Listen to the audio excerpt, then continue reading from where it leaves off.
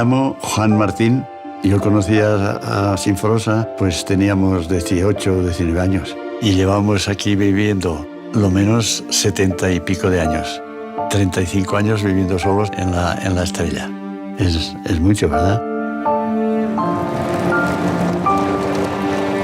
Y esa gente ya no están, ya se han ido a otra parte, que ya no volverán, creo yo. Gente que a lo mejor han sido amigos tuyos. Uno no puede ser eterno. La Navidad antes aquí era normal. Estaban a lo mejor hasta las 3 de la mañana bailando y brincando. Es normal. Era ayer, pero han pasado a lo mejor 60 años. El mejor regalo de Navidad pues estar con la mujer, con Sinforosa. No nos hemos cabreado uno demasiado ni el otro tampoco y estamos juntos aún.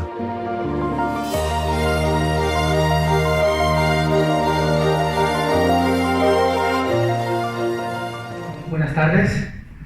Queríamos comenzar con este vídeo que los protagonistas son también dos protagonistas del libro La España que abandonamos de Denis Escudero. Luego a lo largo de la tarde, si la conversación lo requiere, podemos hablar de ellos y de todo lo que representan. Bueno, lo primero es agradecer vuestra estancia aquí, agradecer también a María Antonia, alcaldesa, por representación del Ayuntamiento, en acompañarnos como todos los dos anteriores encuentros que hemos tenido, y a todos vosotros dar las gracias por acudir a este tercer encuentro de la España posible, encuentros y diálogos sobre el tema de la despoblación o el despoblamiento. Bueno, esta tarde nos acompaña Ángel Ruiz Pulpón, que nos acercará a la realidad de la despoblación y el despoblamiento de manera global y en concreto en la provincia de Ciudad Real. Y Denis Escudero compartirá con nosotros historias muy humanas de las últimas, esperemos que no sean las últimas, personas que habitan resistiendo en esta España que abandonamos. Después de ambas presentaciones, realizaremos un diálogo entre todos para compartir experiencias y, por qué no, posibles ideas que con el tiempo se puedan convertir en acciones concretas capaces de frenar e incluso revertir, aunque esto es un poco pedir, el abandono de nuestros pueblos, para que la España por venir sea un país que no discrimine a las personas por el hecho de vivir en un pueblo. Así que vamos a, sin más dilación, vamos a comenzar con Ángel Raúl Ruiz Pulpón, que es profesor titular y director del Departamento de Geografía y Ordenación del Territorio de la Universidad de Castilla-La Mancha. Es muchas cosas más, es muchísimo más. Pero vamos, especialmente hoy está aquí, entre otras cosas, porque es coeditor del estudio sobre el proceso de despoblación de la provincia de Ciudad Real y ha comparecido en febrero de 2020 en la Comisión No Permanente de las Cortes Regionales del Gobierno Regional para alcanzar un pacto contra la despoblación. Pues cuando quieras puedes comenzar a exponernos todo lo que sabes, que es mucho. Creo que funciona, ¿verdad? Sí. Bueno, muy buenas tardes a todos y a todas y gracias por venir. En primer lugar, quería agradecer a la Asociación de Amigos del Corral de Comedias la invitación para estar aquí otra vez en Torralba. Torralba es la segunda vez que vengo. En la primera hablé de las patatas. Hace mucho tiempo, hace por lo menos 15 o 16 años, yo vine aquí a hablar de patata y ahora vengo a hablar de despoblación. Bien, para entender lo que es el fenómeno de la despoblación en la provincia de Ciudad Real y en cualquier lugar de la España interior, hay que tener en cuenta la situación social y económica. Es decir, hay que tener en cuenta dinámicas globales que están afectando a la fecundidad, están afectando a la natalidad, están afectando a lo que es la dinámica demográfica en general. Y comentando anteriormente con los colegas pues la situación internacional en la que estamos tan convulsa, los investigadores sociales estamos ahora hablando de un concepto, que es el concepto de la policrisis. Estamos en un contexto de policrisis y tenemos crisis desde muchas perspectivas. Tenemos una crisis económica, que que poco a poco digamos que se va solucionando, aún no. Tenemos una crisis política, tenemos crisis de valores, tenemos crisis ambiental, una crisis climática también, que está asociada a la anterior, y tenemos una crisis sanitaria. Todas estas crisis afectan a una variable dependiente, que es la población. Por lo tanto, lo que yo venga a decir la provincia de Ciudad Real está totalmente influido y supeditado a esas dinámicas, sobre todo lo que son la crisis económica y también todo lo que es la crisis sanitaria. Esos son los fenómenos que más están afectando al comportamiento demográfico, pero se puede decir que todas en general. ¿Por qué? Porque una situación de crisis es una situación de incertidumbre. Entonces, cuando hay incertidumbre, pues el fenómeno del crecimiento natural pues se resiente, se tienen menos niños, por ejemplo, ¿no? Cuando hay una circunstancia económica, pues los movimientos migratorios pueden, en este caso, pues fluctuar más, se pueden mover más, etc.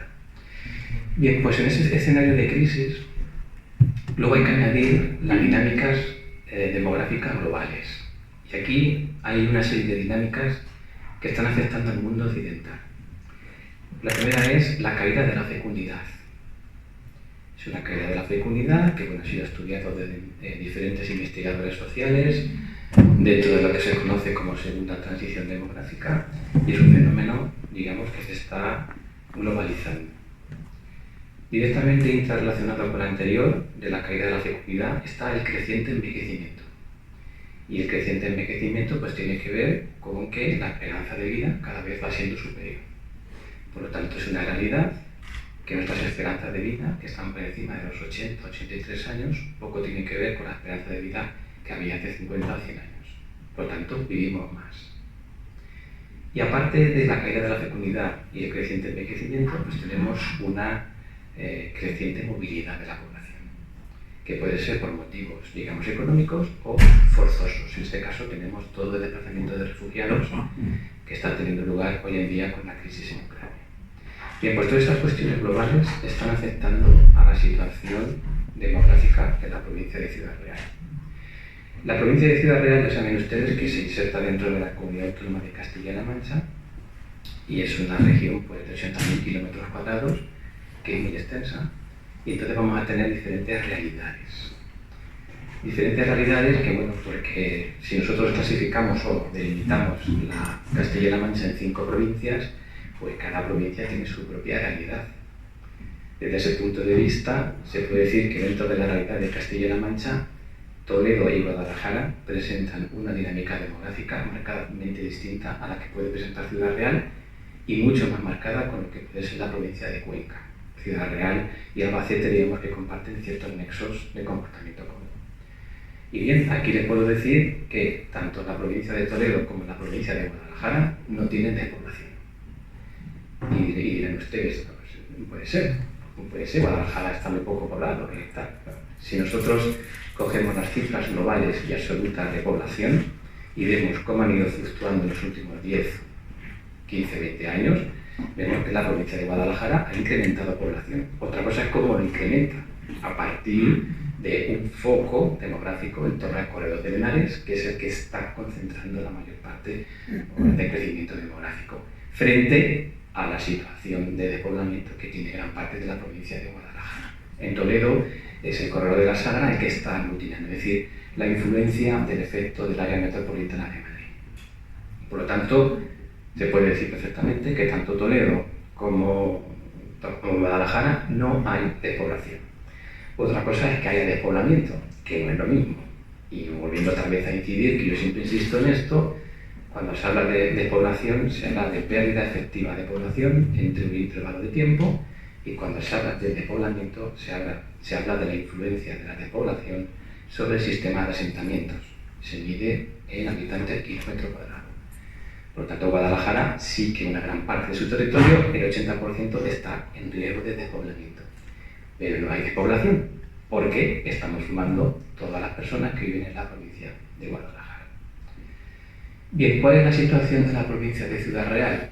En la situación de la provincia de Ciudad Real, aparte de lo que yo les pueda contar aquí, Ustedes tienen en internet una herramienta, un portal gratuito que se llama D2CR. Y en ese portal, que poniendo Google D2CR se puede acceder, ahí están los resultados del proyecto que hemos hecho con la Diputación Provincial sobre la explotación estadística de datos demográficos que atañen a despoblación y despoblamiento. Es una experiencia que no se conoce a nivel nacional, una experiencia igual de que la población local, o la población en este caso en general, pueda acceder a miles de datos demográficos en un ejercicio de transparencia y en un ejercicio, en este caso, de que la sociedad pueda saber qué es lo que está pasando en su municipio. Entonces, en esa herramienta que han hecho mis compañeros de informática, con los que yo he coeditado este informe, ustedes pueden tener muchísima más información, porque son millones de datos lo que están ahí reflejados. Yo lo que hice en el informe es esos millones de datos, a mí me los dieron filtrados en apenas 60 hojas Excel, y yo lo que hice luego fue sintetizar en gráficos los resultados más interesantes que yo les voy a poner a continuación. Cuando se analiza la despoblación siempre hay que hacerlo con un intervalo de tiempo determinado. No se puede hacer año a año, ni mucho menos. Siempre hay que tener un periodo temporal que nos permita analizar o efectuar, mejor dicho, un análisis diacrónico de la población. ¿Por qué? Porque hay crisis, hay fenómenos que afectan directamente sobre la despoblación o sobre la dinámica demográfica. Afectó la crisis económica, afectó el boom del ladrillo y va a afectar la pandemia del COVID. Por tanto, no se pueden hacer análisis de año a año, sino que hay que tener ciertos plazos, ¿no? Por ejemplo, a 5 años, a 20 años o a 100 años. Por regla general, si tenemos un largo plazo, la evolución de la provincia de Ciudad Real ha sido positiva. ¿Por qué? Porque en los primeros años del siglo, hasta los años 30, crecimos demográficamente en torno a unas ciudades, a unos núcleos urbanos que tradicionalmente se han conocido como agrociudades, más luego el impulso de Alcázar de San Juan como nudo ferroviario, y ello pues ocasionó un crecimiento demográfico bastante importante. Pero cada 100 años tenemos el riesgo de que tenemos un éxodo rural en los años 50 y 60, que fue lo que realmente puso el punto de partida a lo que es el proceso de despoblación de la provincia de Ciudad Real. En los últimos 20 años, la provincia en general ha crecido un 0,2%. Entonces, en los últimos 20 años no hay despoblación en la provincia de Ciudad Real, ahora bien, con sus matices, porque ese crecimiento es debido al importante crecimiento demográfico que tuvimos desde 2000 a 2007, justo cuando empezó la crisis, y a partir de 2008 se ve una dinámica descendente, que no solamente ocurre en la provincia de Ciudad Real, sino que ocurre en toda la España interior. ¿Qué es lo que pasa? Que en la provincia de Ciudad Real, porque tenemos un modelo de asentamientos distintos a otras comunidades autónomas como Castilla y León, donde hay muchos pueblos por debajo de los 100 habitantes, pueblos de los que habla Denis en su libro, en la provincia de Ciudad Real no tenemos esa realidad. Tenemos núcleos urbanos que tienen cierto poder o ser resilientes frente a una pérdida de población, pero han perdido. Por ejemplo, de Alcázar de San Juan, Manzanares, Daimiel, es decir, tenemos una cierta fortaleza desde ese punto de vista. Pues bien, insisto que en los últimos 20 años un 0,2% de crecimiento positivo. Pero en los últimos 5 años, de 2015 a 2020, sí que hemos perdido un menos 0,7% de población. La provincia de Ciudad Real en estos últimos 5 años ha perdido más de 18.000 habitantes.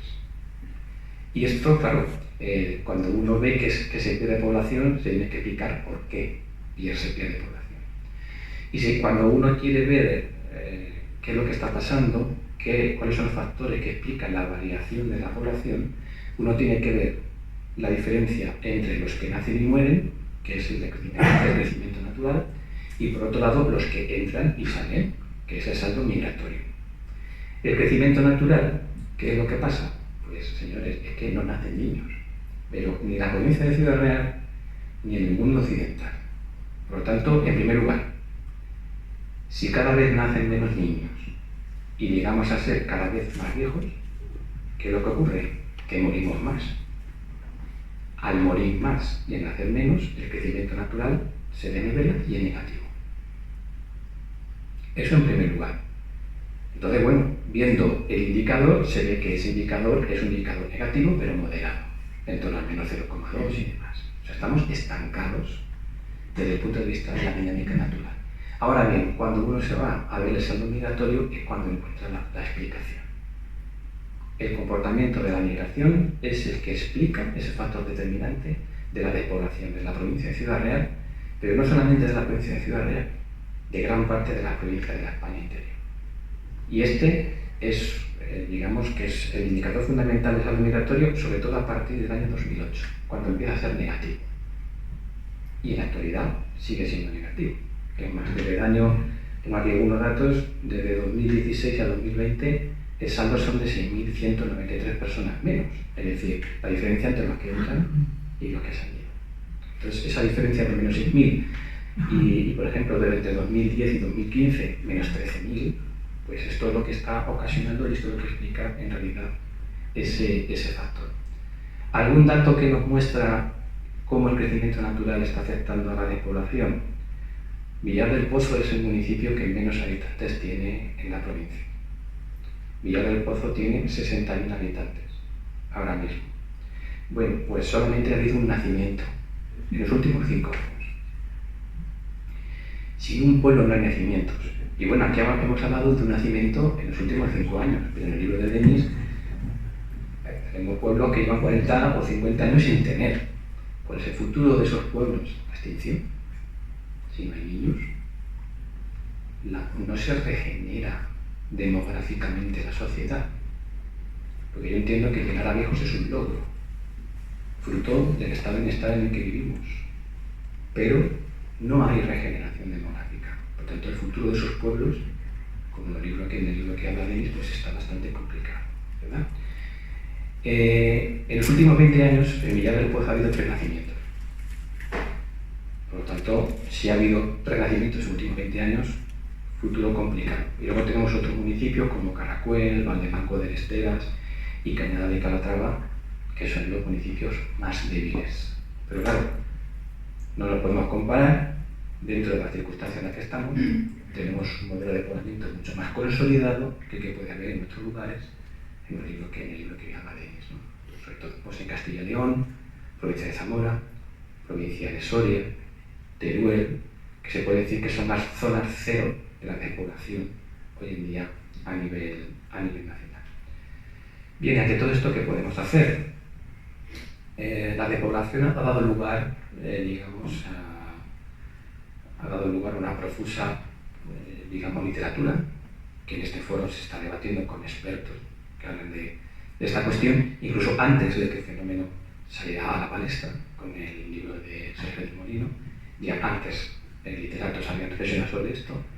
Los investigadores sociales también hemos estado hablando sobre el éxodo rural en los años 60 como factores de población, no es una temática totalmente nueva, y luego los medios de comunicación también han tenido un papel determinante en dar altavoz a esto. Esto ha determinado que también aparezcan plataformas cívicas con intereses leales, loables y otros también con intereses políticos, dando lugar a una atomización, en este caso, de iniciativas políticas donde la población se pone como uno de los elementos fundamentales.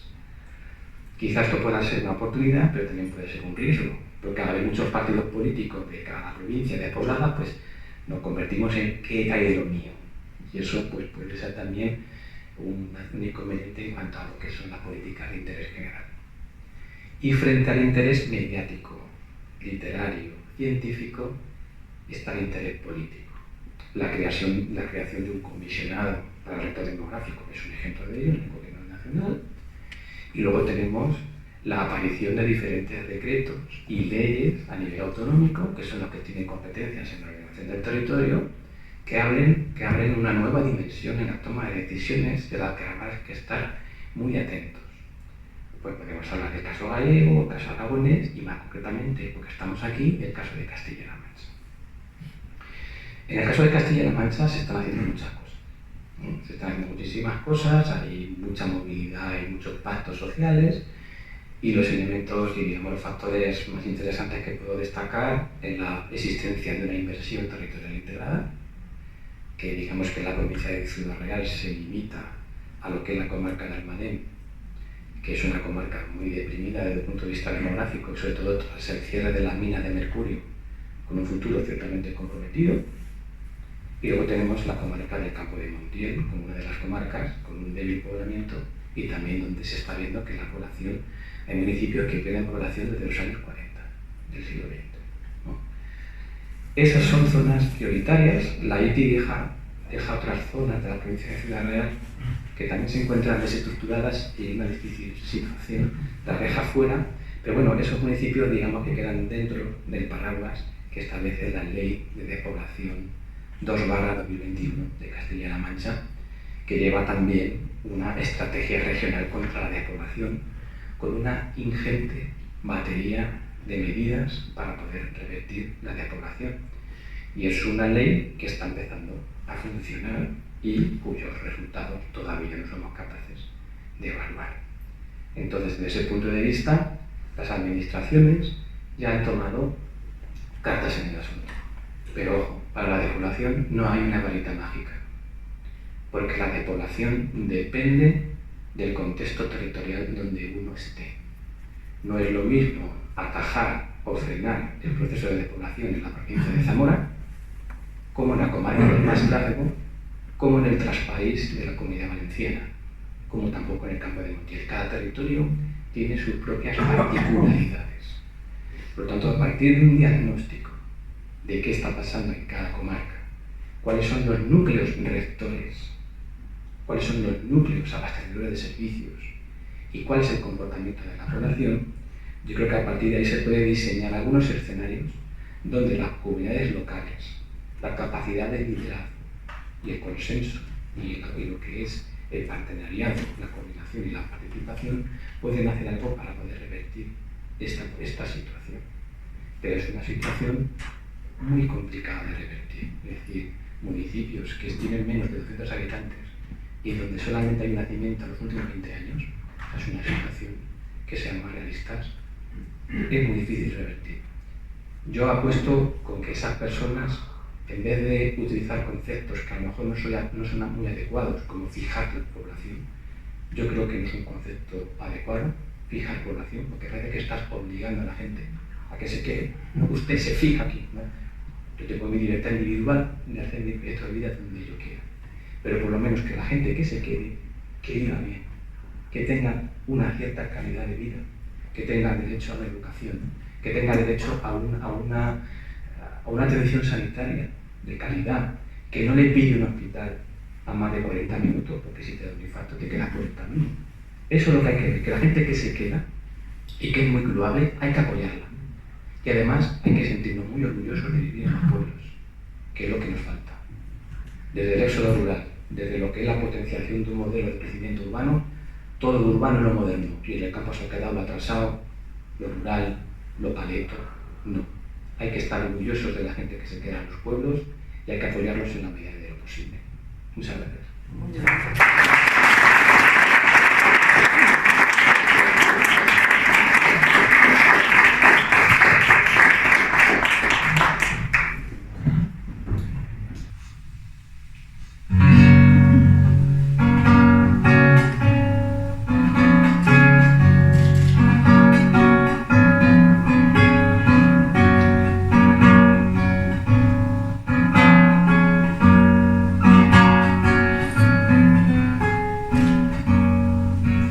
Mi casa era un barco velero, cada vez que madre hacía la colada, con velas de sábanas blancas tendidas a los vientos de estas montañas, un barco de piedra en el valle, anclado hace siglos a orillas del Ara, frente a la isla de la Velilla y entre las costas de Fiscal y Voltaña.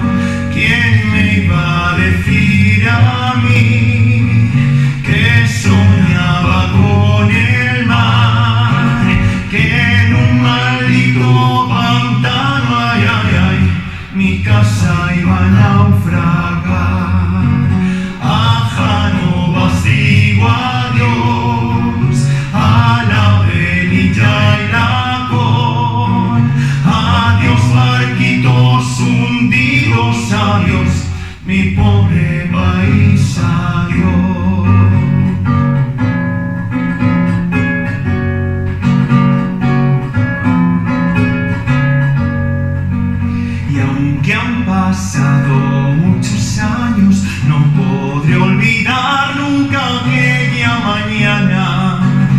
en que descubrí que no solo en los cuentos siguen existiendo piratas. Cuando al abordaje tomaron el vuelo y tuvimos que marchar de casa, y al ver las lágrimas de madre a pique se me fue de golpe la infancia. ¿Quién me iba a decir a mí que soñaba con el mar, que en un maldito pantano, ay, ay, ay, mi casa iba a naufragar? A Janovas digo adiós, a la velilla y la cor. Adiós barquitos hundidos, adiós mi pobre país, adiós.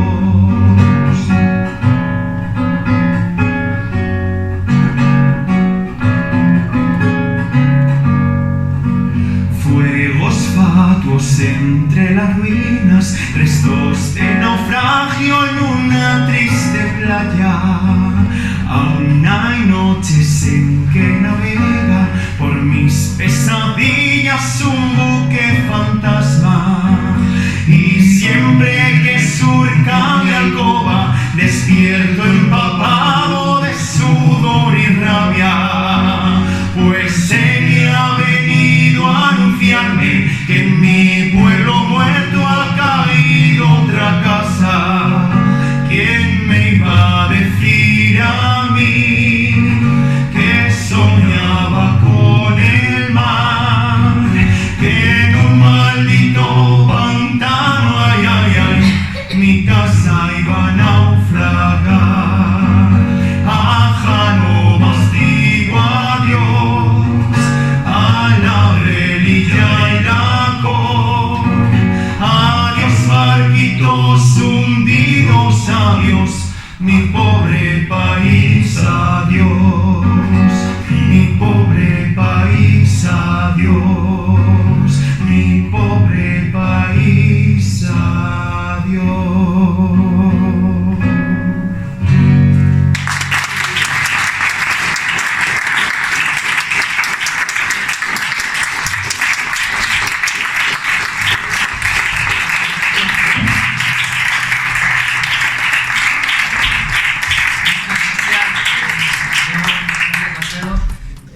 Es un placer poder contar siempre con ellos, y si falta un guitarrista hay otro, y si falta uno hay otro y otro y otro. O sea, así se construye pueblo. Todas estas cosas nacen del libro, lo digo porque está por ahí, por si alguien lo quiere acabar. Esto y más cosas. Bueno, ahora os voy a presentar a Denis Escudero Muñoz.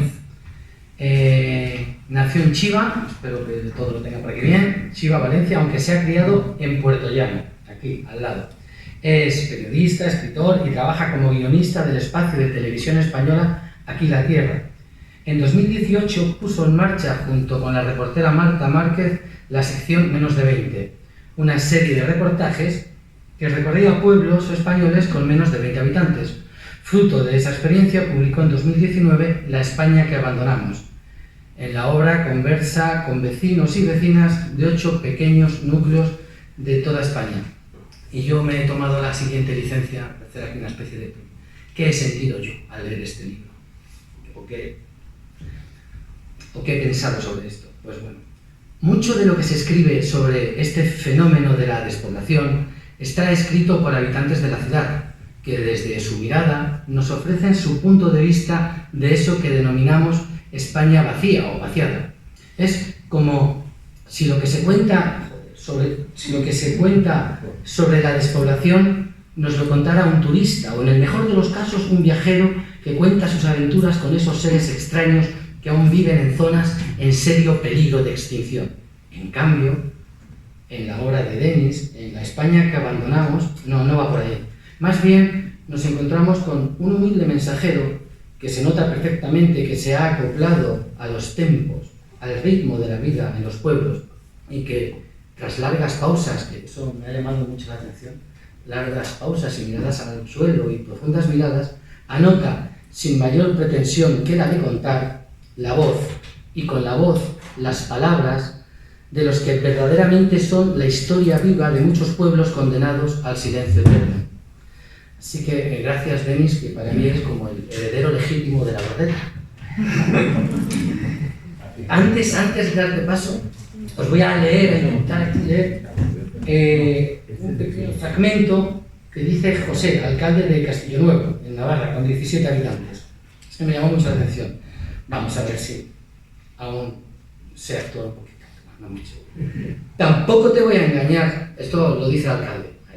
Tampoco te voy a engañar. Yo me suelo ir bastante a Burgui a pasar el rato, porque allí tengo muchos amigos y también voy mucho a Salvatierra, pero a dormir aquí. Y cuando regreso por la noche y está todo el pueblo vacío, sin nadie, solo yo, a veces me quedo pensando y me digo a mí mismo, ¡cago en Dios! ¿Qué hago yo aquí? Si aquí no tenía que estar yo. Pero aquí estoy bien, soy feliz. Un día tendré que irme, o quizás no. Esto está en el libro.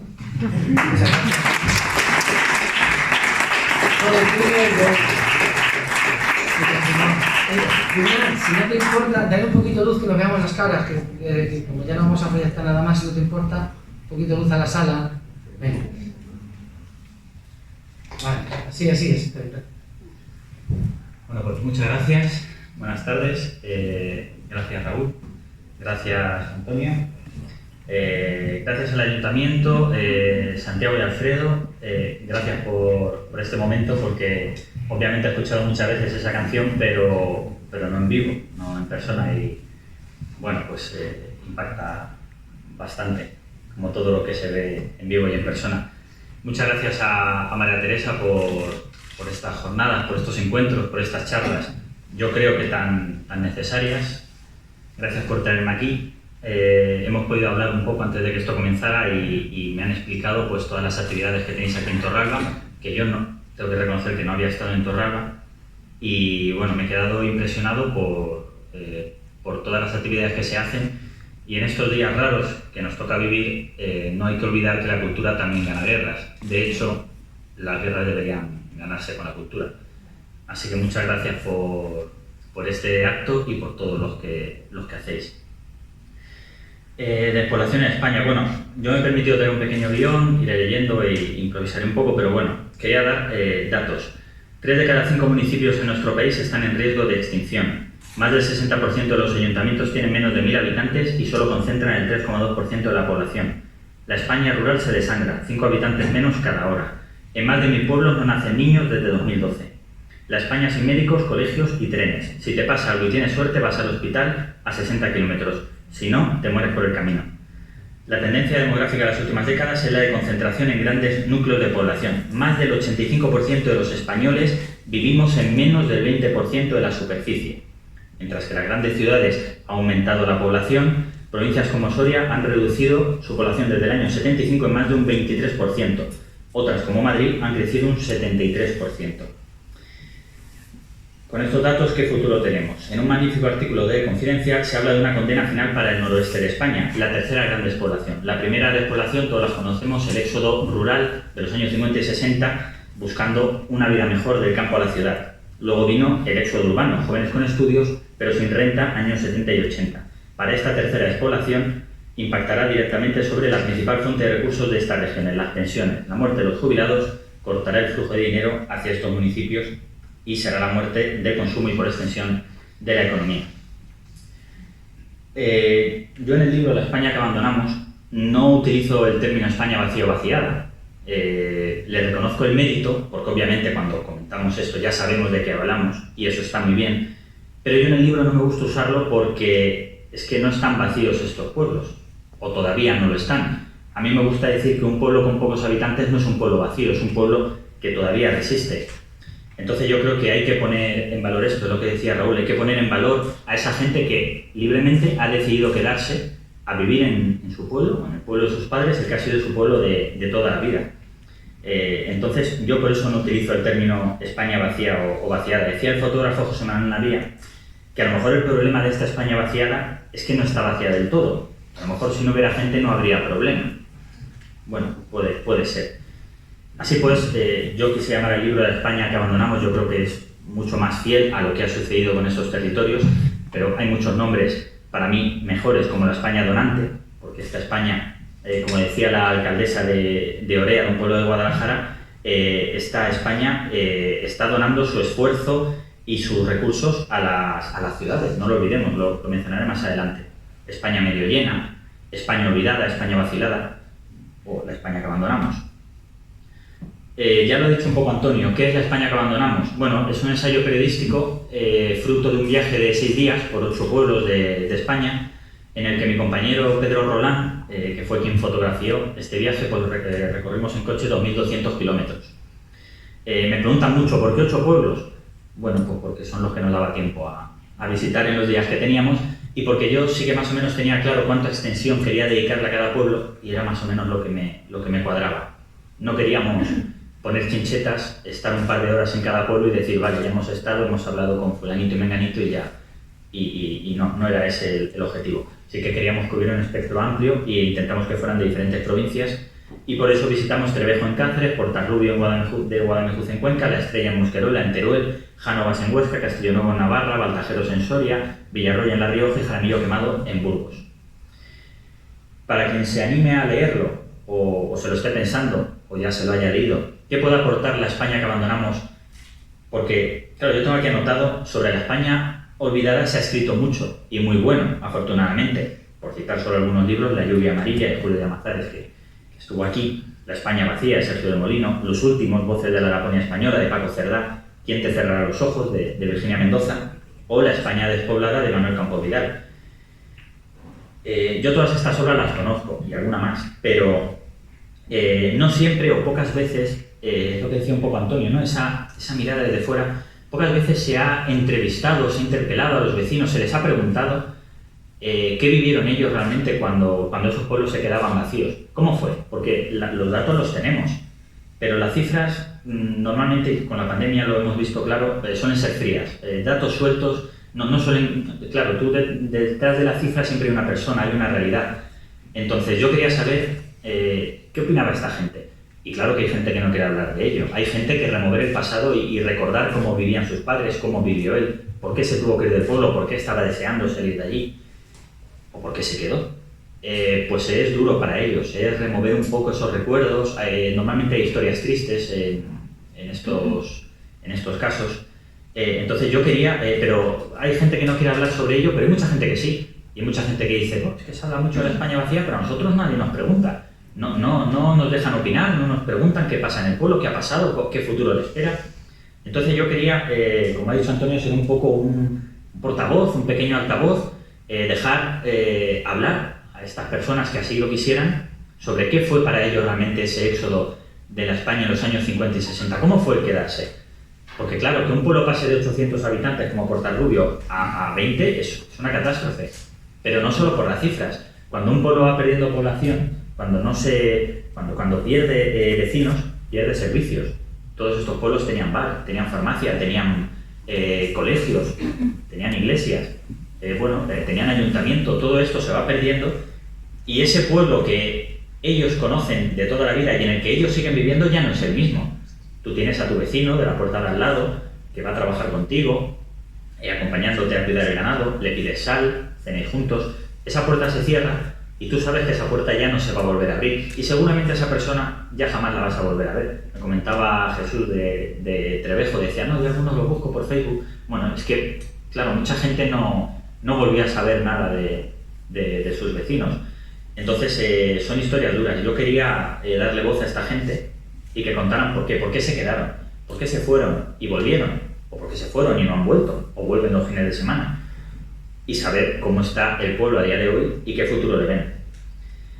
La idea surgió, como ha dicho Antonio, de la sección Menos de 20 que creamos mi compañera Marta Márquez y yo para el programa Aquí la Tierra, y cuando se nos ocurrió esta sección teníamos claro, porque fijaos cómo son las cosas, para los primeros pueblos que llamamos, estoy hablando de con la pandemia, pero bueno, hace 4 años, todavía hace 4 años, y es antes de ayer, cuando llamábamos a estos pueblos, claro, les sorprendía un poco, ¿no? Decía, ¿pero para qué queréis venir?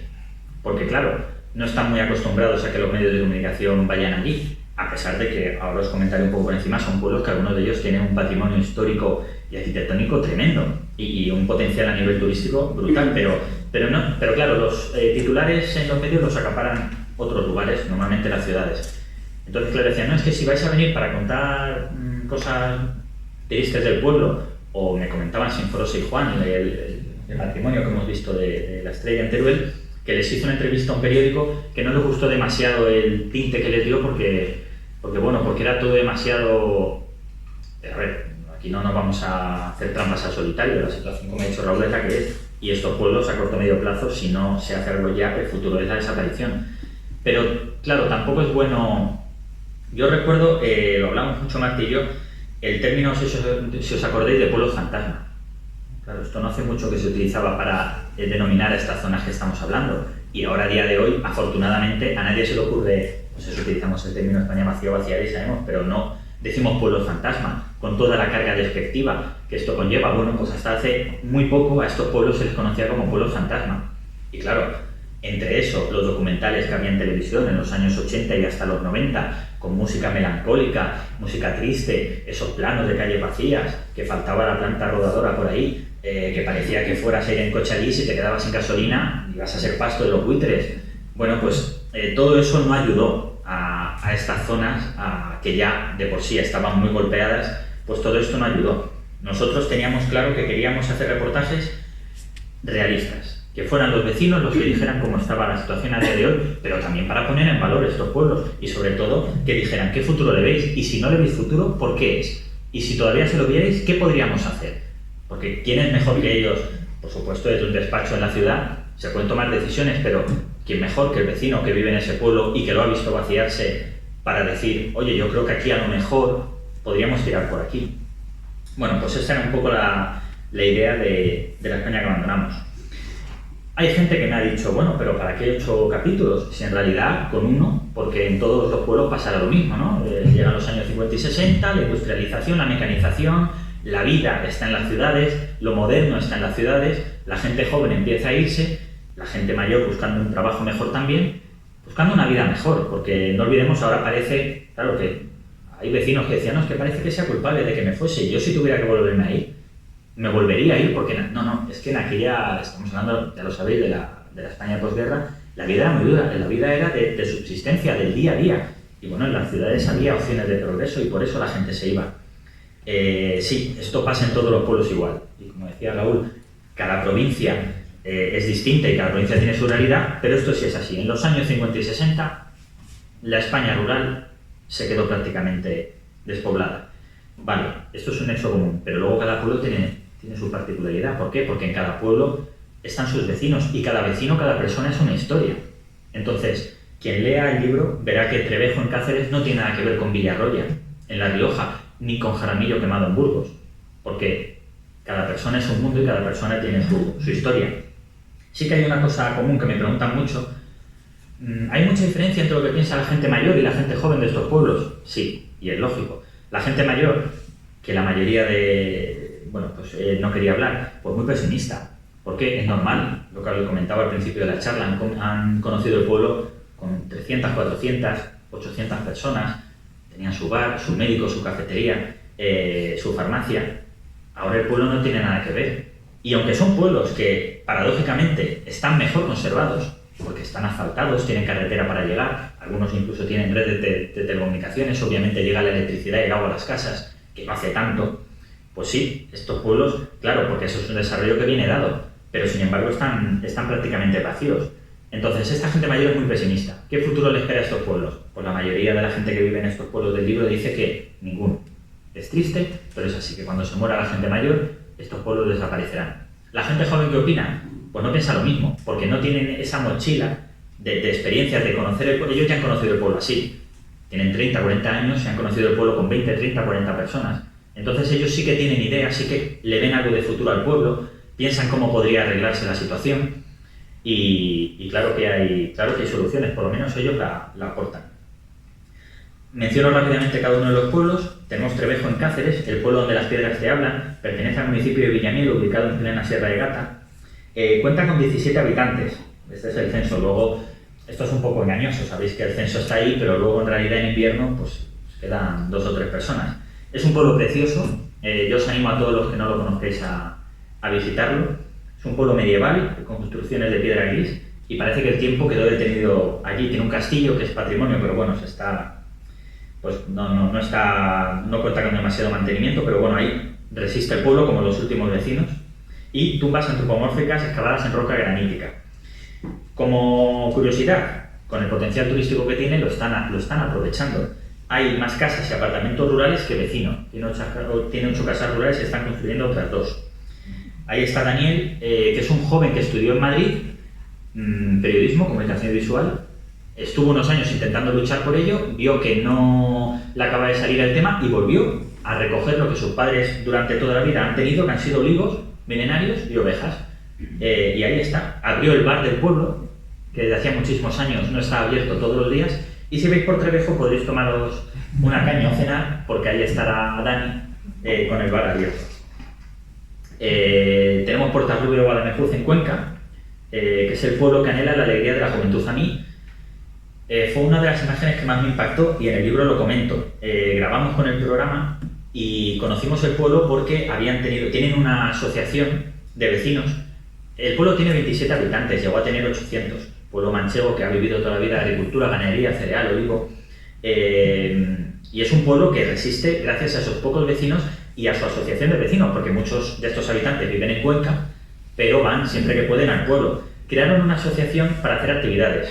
Pintaron el mural del ayuntamiento con un enorme buitre que simboliza el futuro que le espera al pueblo como no se tomen medidas. Y tuvieron una idea un poco...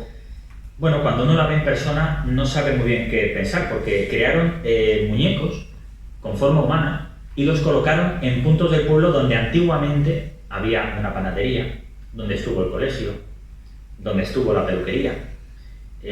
Bueno, esto lo hacían pues para denunciar esa despoblación, lo que era el pueblo y lo que ya no es, lo que podría seguir siendo y lo que no está siendo. Y bueno, esta asociación está luchando con uñas y dientes para que no desaparezca el pueblo. La Estrella, en Teruel, es el pueblo en el libro he dicho que es el pueblo de Sinforosa y Juan. La Estrella llegó a ser un pueblo en su momento, llegó a tener casi 400 vecinos, pero ahora ya es un barrio de Mosqueruela, que Mosqueruela también es un pueblo que también está azotado por la despoblación, porque cuenta con 500 habitantes, pero llegó a tener casi 2000. Para llegar a La Estrella, yo le comentaba a María Teresa que hay que ir a posta, porque tienes que atravesar una pista forestal de 12 kilómetros, y es una de las razones por las que ahora mismo no vive prácticamente nadie, porque es muy difícil acceder. Ahí el pueblo no dista de otros muchos pueblos abandonados y derruidos, pero si uno llega a la plaza, parece que el tiempo se detuvo en el año 60 y se conservó así. Ahí está el santuario de la Estrella, que es del siglo XVII, y son Sinforosa y Juan los que conservan un poco este legado, esta plaza. Ellos viven solos ahí desde hace más de 30 años, tienen 88 años, si no recuerdo mal, tendrán ahora este año, y viven solo ellos. No tienen televisión, nunca la han tenido, porque dicen que la radio pues te enteras igual de las cosas y te permite estar haciendo otras cosas. Tienen un pequeño huerto y ellos viven de eso, de la pequeña pensión de él y del huerto de lo que cultivan. Agua y luz tienen desde hace muy poquito en la casa, han estado sin agua y sin luz. Van a hacer la compra una vez a la semana en el pueblo y su hijo, que vive en Castellón, le visita de vez en cuando. Para mí este es un relato certero de cómo se ha dejado caer a los pueblos, del abandono de los pueblos y de cómo 2 personas deciden libremente quedarse en el pueblo de ella, porque bueno, se conocieron gracias a las cabras de él y de ella, creo que la cabra de él fue hacia el rebaño de ella, se conocieron y decía Juan, es que los animales son inteligentes, ¿no? Y bueno, claro, y de ahí surgió el amor, porque yo les pregunté, ¿os conocisteis en el valle? Como el 90% de las cabras. No, vino una cabra de ella, o sea, venía, fue al ganado de ella y bueno, ahí pues ya, claro. Entonces, bueno, pues como hemos visto, les hemos puesto cara, que eso está bien, y viven pues solos en el pueblo desde hace más de 30 años y seguramente pues ahí terminen. Y yo les llamo los guardianes de la Estrella, porque realmente cuando ellos fallezcan, el pueblo, bueno, seguirá en pie, pero ya no habrá nadie para contar su historia. Que a día de hoy todos los que os acerquéis allí, si os animáis, pues ellos sentados bajo el árbol, pues os cuentan la historia muy amablemente. Jánovas el pueblo que obligaron a abandonar, como muchos otros pueblos en España. Sabéis que en la década de los 50, 60, bueno, hubo un boom, hay boom, a veces hay boom, y ahí había boom de construcción de pantanos y de embalses. Y Jánovas, que pertenece al municipio de Fiscal, en Huesca, está enclavado en el valle de Lara, pasa el río, es un entorno precioso, por supuesto también recomiendo su visita, y además tiene la iglesia de San Miguel del siglo XVI, que han recuperado ahora la campana, la han restaurado y se puede visitar y es una preciosidad. Pues este pueblo en los años 50 contaba con 42 casas y 300 vecinos y vivía de agricultura, ganadería, la madera y molino harinero comunal. Y según me contaba Jesús, el último habitante, se vivía muy bien, tanto que incluso contrataban a gente para cuidar el ganado. En los años 60 se proyectó, la empresa Iberdrola, bueno, podía ser cualquier otra, proyectó la construcción de un pantano, de un embalse como en cualquier otro sitio. ¿Cuál fue el problema aquí? Porque bueno, tenemos el caso de Riaño y de miles de pueblos, bueno, no sé miles, pero cientos seguro en España, que obligaron a abandonar, y tenemos historias, Virginia las conoce mejor que yo, de gente que, bueno, esta historia que leí en su día que me llamó la atención, de un cura que tuvo que subirse al campanario de la iglesia porque se despistó, y es que ya estaban inundando el pueblo y el hombre se quedó ahí y bueno, y se salvó de milagro, nunca mejor dicho. Bueno, pues este pueblo, la paradoja fue que lo obligaron a abandonar y el pantano nunca se construyó. ¿Por qué? Porque en realidad ya había otros dos embalses cerca y la empresa tampoco tenía muy claro si iba a ser rentable o no. Le pidió al Estado, oye, mete dinero aquí porque si no yo no veo, porque luego tú te vas a beneficiar de esto también. Bueno, nunca llegaron a un acuerdo y claro, diréis, pero ¿y si no se construyó el pantano, por qué se echó a la gente del pueblo? Bueno, pues porque como siempre aquí hay intereses y la manera de echarlos era muy sencilla. Se les engañó, se les recalificó los terrenos, se les bajó de categoría para que pagaran menos contribución y al año siguiente se les dijo, oye, que te lo voy a recomprar muy barato porque claro, te lo voy a bajar de categoría. Cuando la gente se iba del pueblo, automáticamente dinamitaban las casas. ¿Por qué? Con un doble objetivo. Para que la gente, si se arrepentía, que hubo varios casos, al volver ya no tuviera casa. Y porque el que se quedaba, esto que decíamos del pueblo, pero por lo menos está el pueblo, pues aquí ni estaba el pueblo porque iban derruyendo esas casas. Ya no es que tu vecino no vaya a volver, es que esa casa ya no la vas a ver, porque la han derruido. Se cuentan explosiones con niños, las piedras saltando a casas vecinas. A la maestra, hay un episodio terrible aquí que es, pues a la maestra que se empeñó en seguir dando clase, aunque les habían dicho de la empresa eléctrica que no lo hiciera, la sacaron de los pelos, esto los niños lo cuentan. Yo siempre digo que, en el libro digo que Jánovas es la historia de tantos municipios en nuestro país que con engaños y malos modos fueron obligados a estas personas a irse del pueblo. En Jánovas está lo peor del ser humano, pero también lo mejor, porque ahora esa gente, la última familia aguantó hasta el año 84, que ya se le echó, pero con la entrada en la Unión Europea ya se dijo que ese proyecto era totalmente inviable, que no se haría, y por suerte no se hizo. Y ahora los vecinos están recomprando las casas, eso sí, con el IPC actualizado, es decir, están pagando mucho más por esas casas, no por las casas, por el terreno, porque la casa está derruida, y las están levantando con sus propias manos, otra vez. Y me consta que entre este año y el que viene ya habrá gente, el censo de Jánovas, por fin volverá a nacer. Y ya hay luz en Jánovas y se están asfaltando calles, y este es un pueblo que es un ejemplo de que sí se puede, de que cuando se pone interés y se pone por parte de todos, porque aquí han participado todos, iglesia, compañía eléctrica, administración regional, diputación, entonces cuando reman todos a una, claro que se puede. Castillo Nuevo, el pueblo que comentaba Antonio en el párrafo, pues si miréis, está en Navarra, es un pueblo que yo siempre digo que es precioso, parece que esté para estrenar, parece que falte la cinta para cortarla y estrenar el pueblo. Bueno, en el censo pone que tiene 17 habitantes, pero durante todo el año solo vive una persona que es José, que es el alcalde que lleva desde el año 78, cuando comenzó la democracia, y ya lleva muchos años que dice que sale porque solo se presenta él. Y claro, es que tengo que salir elegido porque solo me presento yo. Pero claro, es que los vecinos le dicen, preséntate, porque si no se presenta, ese pueblo pierde ayuntamiento, y si pierde ayuntamiento, pues desaparece. Entonces muchos pueblos pequeños resisten gracias al ayuntamiento de ese dinero que les entra, de esa partida que les entra. Y bueno, yo digo que José es el que tiene las llaves del pueblo, porque es verdad, porque él cuando se va del pueblo pues no queda nadie. Y es una historia, la verdad, que preciosa también. Villarroya, en La Rioja. ¿no? La asociación, el pueblo vacío multitudinario. Bueno, Villarroya tiene muchísima historia, llegó a contar con 400 habitantes, sufrió una gran despoblación, volvió a tener 300, amparándose en el trabajo de las minas de carbón. Las minas de carbón cerraron, ¿por qué? Pues aparte de porque el carbón ya dejó de ser rentable como otros tantos pueblos, habéis comentado Almadena, aunque no era carbón, pero Portollano, por ejemplo, sí, pues estaban apareciendo grietas. El pueblo comenzaba a agrietarse. Algunas casas contaban grietas de casi 1 metro de diámetro, se colaban ovejas a las afueras. Entonces dijeron, oye, al dueño de las minas, o nos construyes un pueblo aquí arriba o paras la actividad, porque entonces, bueno, pues como ya no era muy rentable el carbón, cesó la actividad. Y pues pasó lo que tenía que pasar, que el pueblo comenzó a quedarse prácticamente vacío y se quedó viviendo Salva, único habitante en el pueblo. Consiguió recuperar población, bueno, aparte tiene excavaciones arqueológicas, se han encontrado piezas de la era pleistocénica y hay vecinos que sugieren que la respuesta al cambio climático puede estar en el suelo de Villarroya. Ahí lo dejo para que se lea el libro porque es muy curioso, Bueno, Villarroya, si veis el censo, tiene 5 habitantes. De hecho, es el pueblo con el récord en España, ya lo hacen aposta, que más rápido, en el año 2019, en una de estas repeticiones electorales que hubo, votaron en 32 segundos todos los habitantes del pueblo. Lo hicieron, obviamente, para salir en los medios y como una forma de protestar contra la despoblación. Pero aunque solo tenga 5 habitantes censados, tiene una asociación de vecinos que tiene más de 300 personas. Y por eso digo, ¿cómo se pueden salvar a los pueblos? Pues en un pueblo que no viva nadie también se puede salvar, teniendo asociaciones de vecinos. Ellos hacen actividades todas las semanas, recuperan tradiciones, han asfaltado calles, le han puesto el nombre a las calles, han restaurado el horno, hacen actividades, comidas, tradiciones, han recuperado fiestas. Bueno, pues esta es una de las maneras de conseguir que los pueblos no desaparezcan.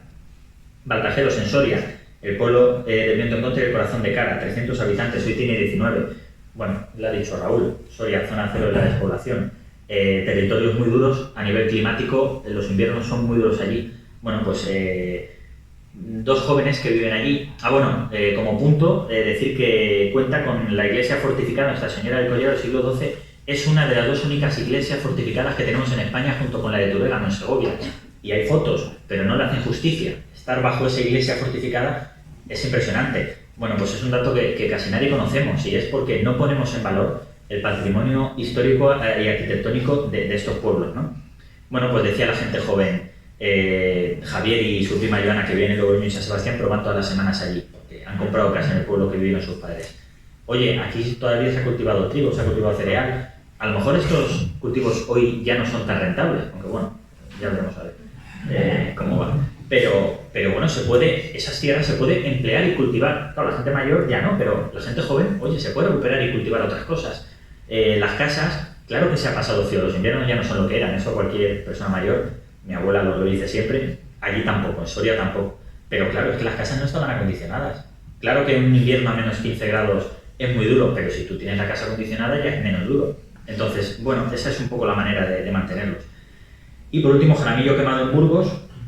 David, que fue el alcalde más joven en España en su momento, me decía un poco, bueno, me abrió un melón curioso, que lo estábamos comentando antes con Raúl y María Teresa y Antonio.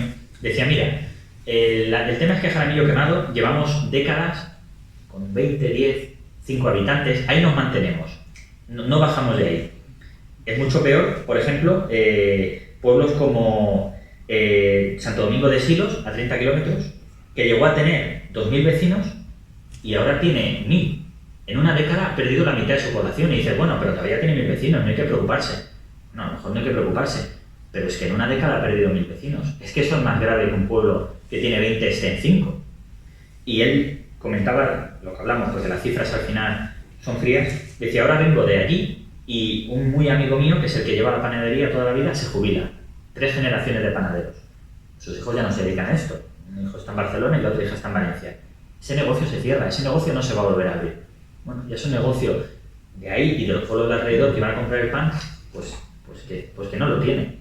Entonces, en el libro yo trato pueblos que están en riesgo altísimo de desaparecer a corto o medio plazo, pero no desviamos el foco de la despoblación. El foco de la despoblación, Portollano llegó a tener más de 50.000 habitantes, hoy tiene 46.000. Bueno, en una década ha perdido 4.000. Claro que 46.000 habitantes es muchísimo, pero Ojo con estas poblaciones que en pocos años pierden muchísimos habitantes. Es lo que dice Raúl, lo que pasa es que hay que verlo en un plazo de años determinado, pero también hay que poner el foco en eso. En un artículo de 5 días, lo que la España urbana debe a la España despoblada. Un 10% de la población española, que ocupa el 70% del territorio, se encarga de la sostenibilidad del 100% de las reservas de agua y oxígeno para el disfrute de todo. Lo hemos visto con la pandemia. La agricultura, la ganadería, la pesca, no ha parado. El sector primario. Si para el campo, se detiene todo. Apenas unas semanas antes del confinamiento vimos grandes concentraciones de agricultores y ganaderos en Madrid, pidiendo precios justos para sus productos. Oye, se trabaja en el campo, pero a nosotros casi no nos queda nada de esto. ¿Qué está pasando? Bueno, es una muestra más de que quizá no se le ha tenido demasiado respeto al medio rural desde hace muchos años. Es increíble que a día de hoy, lo comentaba Raúl, todavía alguien que vive en el campo sea menos, o piense que es menos, que alguien que vive en la ciudad. Eso no puede ser. España es un país de sector primario. España tiene una agricultura y una ganadería muy fuertes y hay que apostar por ello. Solamente una agricultura y una ganadería potentes pueden dar vida a la España abandonada. Por ahí tenemos que empezar. Ahora hay una pequeña vuelta al campo. Me preguntan en muchas entrevistas, no, y con esto de la pandemia, ¿no? Se nota un poco esa vuelta al campo. A ver, pues es que volvemos a lo mismo. El libro no es un libro optimista, no es un libro de autoayuda, de estos objetos de felicidad y sonrisa. Y tampoco es un libro catastrofista. Entonces, como no es un libro pesimista, es un libro realista, pues no, la pandemia prácticamente no ha ayudado. ¿Ha servido para que abramos los ojos y veamos que hay otra vida, hay otra España posible? Claro que sí. Pero, ¿realmente se ha fijado población? No. Es decir, no se va a fijar población en los pueblos con teletrabajo de, no, bueno, tú vete unos meses, pero luego igual tienes que volver a la oficina. Pues no me voy a ir a 400 kilómetros. O no, vete 2 días y vienes a la oficina. Eso no, así no se puede conseguir gente en los pueblos. Sergio Molino decía que con profesionales fijos que se trasladan a sus bucólicas casas del pueblo no vamos a arreglar el problema de la España despoblada. Y es verdad, hay que atraer gente de manera permanente, no yendo un fin de semana de turismo rural, que está muy bien, y que va a haber pueblos como Trevejo que se van a salvar gracias al turismo rural. Pero si lo que queremos es que la España despoblada no se despueble, desde luego no es la manera. Me preguntan mucho también, ¿se puede evitar todavía la desaparición de los pueblos? ¿Realmente hay voluntad política para que no desaparezcan estos pueblos? ¿Por qué me preguntan esto? Porque parece que la despoblación ha entrado en la agenda política y mediática. Bueno, cuando saqué el libro en 2020, porque esto es una reedición que hace una editorial a nivel nacional, empezó la pandemia y se me preguntó por la pandemia. Cuando salió la reedición, el mes pasado, eran las elecciones en Castilla y León. Bueno, el partido Soria Ya, España vacía. Claro que la España vacía ha entrado en la política. Ahora interesa mucho este tema. A mí me gusta decir que asociaciones como Teruel Existe, como Soria ya nacieron en los años 90. Y por aquel entonces eran grupúsculos, pequeñas asociaciones, que la gente que las conociera diría, bueno, sí, pero esto es un tema de allí. Y bueno, tampoco interesa a tanta gente. Pero claro, llegan elecciones y Teruel Existe entra en el Congreso de los Diputados. Y quizás sea el hecho más visible, pero es solo la punta del iceberg. Ahora la España abandonada interesa. Un ejemplo, en esta situación política tan polarizada que tenemos, en la que poquitas veces se ponen de acuerdo los partidos políticos, la primera proposición que Teruel Existe presentó fue votada a favor por todos los partidos políticos, salvo uno que se abstuvo. Todos los partidos políticos están a favor de algo. Es complicado, hace tiempo que no lo vemos. Entonces, yo creo que las administraciones, sobre todo en unos años para acá, ha dicho Raúl unas cuantas medidas, se están tomando todavía más en serio esto, están tomando medidas y yo creo que hay que aprovechar ese viento de cara. La España vacía, la España abandonada, interesa. Es políticamente incorrecto estar en contra de reconocer que existe y que hay que hacer algo. Entonces, vamos a aprovechar que el viento viene de cara ahora y vamos a tomar medidas ahora. La pregunta del millón, me lo preguntan mucho. ¿Qué medidas tenemos que tomar para evitar la despoblación? Pues a ver, si la supiera, obviamente a lo mejor el libro se llamaría Medidas para evitar la despoblación. No las tengo, o no tengo casi ninguna, pero bueno, los vecinos proponen algunas. Y luego a mí me gusta, en el prólogo lo digo, el programa de enviado especial de la Sexta, un diario de la Serna, poner el ejemplo de las tierras altas de Escocia, donde en medio siglo aumentó la población rural. Cuando ellos vieron que en los años 50 y 60 se estaba yendo la gente de estos pueblos a las ciudades, tomaron medidas y no es solo que hayan mantenido población, es que ha aumentado la población rural un 22%. Si allí es posible, ¿por qué no va a ser aquí? Bueno, me respondo yo mismo, porque vamos 70 años tarde. Pero bueno, algunas de estas medidas que se adoptaron allí son, entre otras muchas, internet y cobertura de teléfono para poder trabajar desde cualquier lugar, autoconsumo, energía limpia, renovable y barata. Veréis vosotros si en España tenemos energías renovables. Aprovechamiento del turismo rural y de ocio, trabajo para todo el mundo, escuela pública, servicios básicos garantizados, parque industrial para captar emprendedores, búsqueda de un relevo generacional para el campo, agricultura como asignatura optativa en las escuelas, por ejemplo, para que los niños sepan de dónde sale lo que comemos. Comentaba David, el alcalde de Jaramillo Quemado, que le llamó la atención un artículo que leyó en un periódico. En Suiza le hicieron una encuesta a unos niños en un colegio de qué color son las vacas. Respondieron moradas. ¿Por qué? Por el anuncio de Milka. Porque muchos niños no habían visto vacas. Entonces, esto no puede ser. No podemos estar tan alejados de lo que nos mantiene a nivel alimenticio vivos. Hay que poner en valor el campo. Y, por supuesto, ofrecer la posibilidad de estudiar en cualquier lugar. Tú quieres estudiar una carrera, con las tecnologías que hay hoy en día, tú deberías poder hacerlo desde el pueblo. Y si cuando termines de estudiar la carrera quieres irte a otro sitio, te vas. Pero si quieres vivir en el pueblo que te has visto crecer, te quedas. Y yo creo que hoy, con las tecnologías que tenemos, eso se podría hacer. Asociaciones de vecinos, he dicho, como Villarroya. Oye, el pueblo se va a quedar vacío, está vacío, pero podemos seguir manteniéndolo con vida. Escuela en Portalrubio. En Portalrubio de Guadalajara en los años 70, que parece que hicieron mundo, pero es antes de ayer, se clausuró la escuela con 50 niños. Eso hoy sería impensable. En Navarra se está manteniendo con un ratio de 3 alumnos por clase. Un pueblo sin escuela, un pueblo sin niños, decía Raúl, es un pueblo condenado a la desaparición. Un pueblo sin niños no tiene futuro. Entonces, comentaba el alcalde de Jaramillo Quemado, bueno, nosotros hemos abierto un parque infantil. Y yo le pregunté, ¿cuántos niños tenéis en el pueblo? Y dice, no, si vivimos 7 personas, niños ninguno. ¿Pero qué hacemos? ¿Esperamos a que lleguen los niños para abrir el parque infantil? ¿O abrimos el parque infantil, cruzamos los dedos para que empiecen a venir padres con los niños los fines de semana, les gusta el pueblo y bueno, a ver qué pasa? Bueno, lo que comentamos, ¿qué viene antes, el huevo o la gallina? Lo que está claro es que un pueblo sin escuela seguramente es un pueblo sin niños. Un pueblo sin niños es un pueblo que tarde o temprano está abocado a la desaparición.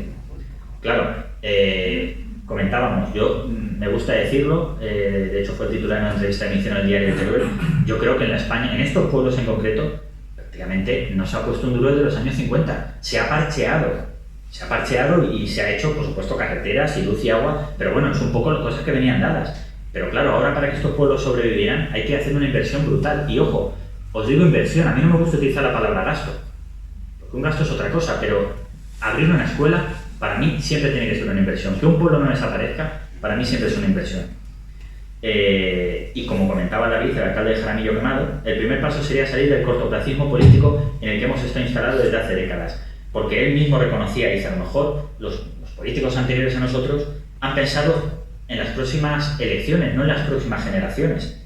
Bueno, pues ahí tenemos que estar. Ya termino con esto.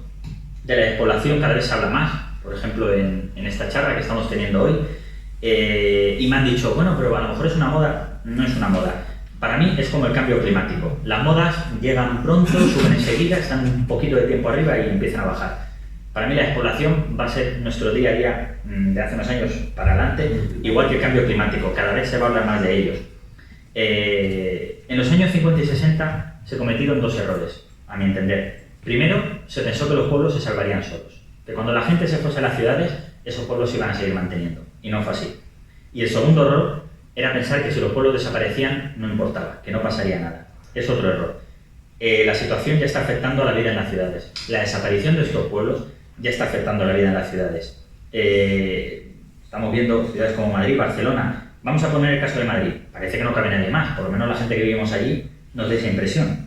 Tiene 6,5 millones de habitantes. Pero claro, es que hasta que llegue a tener los 40 millones que tiene Tokio, podría absorber a la mitad de la población española. La densidad de Tokio es de 14.000 personas por kilómetro cuadrado. En Madrid es de 5.500. Es decir, que Madrid, por poder, podría triplicar su población.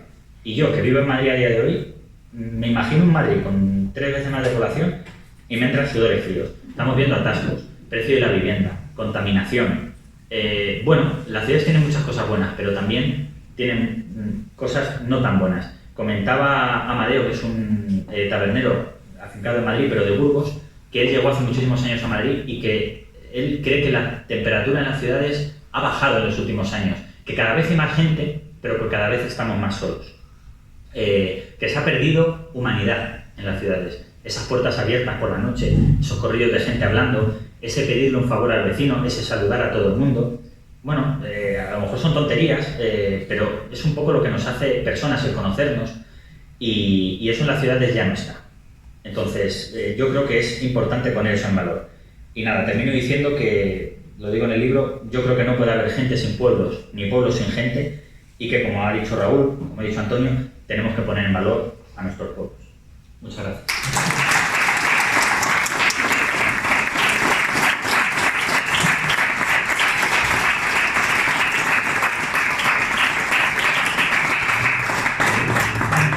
Muchas gracias, Denis.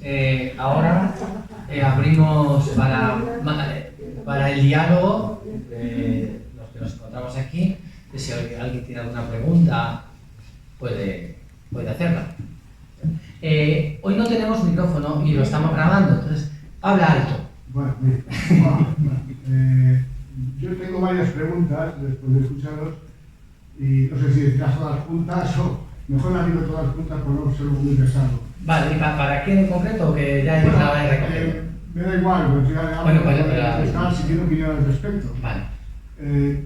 Una cuestión es si existe una expectativa futura en un plazo de 10-20 años, si existe una estimación de hacia dónde irá este hecho de despoblación, si existe alguna expectativa. Esa sería mi primera pregunta. Otra sería si la movilidad está motivada solo por razones económicas, o fundamentalmente por razones económicas, o hay otros factores. Esta es una provocación, lo que voy a decir ahora. No quiero decir que esté de acuerdo, pero la digo. ¿Por qué luchar contra la despoblación? ¿No es un proceso natural el nacer, vivir y morir? Pues aceptemos este hecho como natural. Lo dejo ahí. La unión de municipios. Tenemos el caso de Villanueva de la Serena Un momento, yo me permito aquí, vamos a dejarlo en tres por si la gente quiere participar. ¿No te parece bien? Sí, que no por nada, que no es por coartar la libertad de preguntas, pero si luego hay silencios, recurrimos al otro. Venga, pues nos hacemos estas tres para... Bueno, voy a ver si me acuerdo. La primera es si había estimaciones sí, vamos, dentro de la demografía está lo que son la proyección demográfica y la perspectiva, es decir, qué es lo que va a pasar. Pero es que para hacer una proyección fiable, esa proyección se basa en los datos que se proyectan en la actualidad.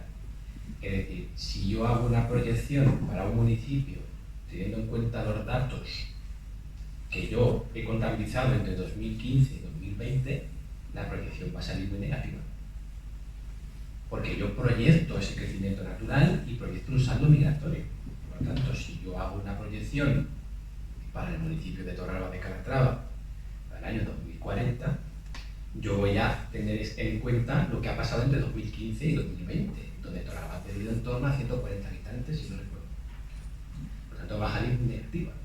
Eso depende, por lo tanto, del momento en que yo quiera hacer la proyección y luego las herramientas que yo quiero utilizar, que en este caso puede ser el crecimiento natural y la resultante del saldo migratorio. Por lo tanto, todo depende de los mimbres actuales que yo tenga. Las proyecciones se hacen así. Si yo hago la proyección el año que viene, me va a salir mucho peor. ¿Por qué? Porque vamos a meter las consecuencias de la pandemia. Y en la pandemia, según el Instituto Carlos III de Madrid, dice que la mortalidad se incrementó en los meses de abril, mayo y junio más de un 30%. Por lo tanto, el crecimiento natural me va a salir mucho más negativo. Por lo tanto, la proyección que yo haga de Torralba para 2040 va a salir muy negativa. ¿Qué es lo que pasa? Que la demografía es tan dependiente de la actualidad, de la economía, de la sociedad, que hacer proyecciones tiene un riesgo. Y un riesgo porque se depende de la coyuntura. Entonces, si todo mejora, imaginemos que mañana hay un armisticio, hay paz, la pandemia parece que ahora repunta un poco, pero desestabiliza, la inversión vuelve, el año que viene vuelven a nacer niños, yo la proyección que haga para 2040 cambia radicalmente. Por lo tanto, depende mucho de la coyuntura. cultura específica que se esté en ese momento. ¿Cuál es la segunda pregunta? Que si además, a ver si lo puede hacer, pero queda que si además del factor económico hay otros, ¿no? La movilidad, por razones económicas. La movilidad es fundamentalmente económica, porque dentro de la movilidad hay dos tipos, lo que es la voluntaria y la forzosa. La forzosa es la que estamos viendo con refugiados y exiliados y que los asilen, es el asilo, que es lo que estamos viendo desgraciadamente en estos días. Y los movimientos voluntarios son casi la mayoría por motivos económicos. ¿Qué es lo que pasa?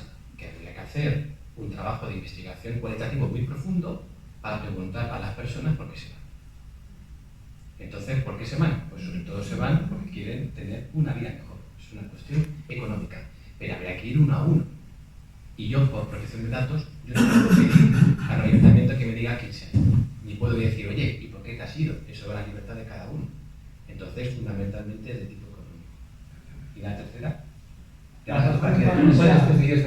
O si quieres tú complementar alguna, por ejemplo, en esta, como has hecho entrevistas, complementar por qué se va la gente. O sea, sí, no voy a decir cifras porque lo diría de cabeza, pero sé que estoy 99% seguro que es en Teruel, en la provincia. Sí que hubo un estudio, una universidad hizo un estudio sobre qué futuro le deparaba a Teruel, claro, con los datos que ha dicho Raúl, que es verdad que basándose en los años anteriores, pero si seguía la tendencia, siempre el condicionante, ¿no? Si seguía la tendencia, muy mal,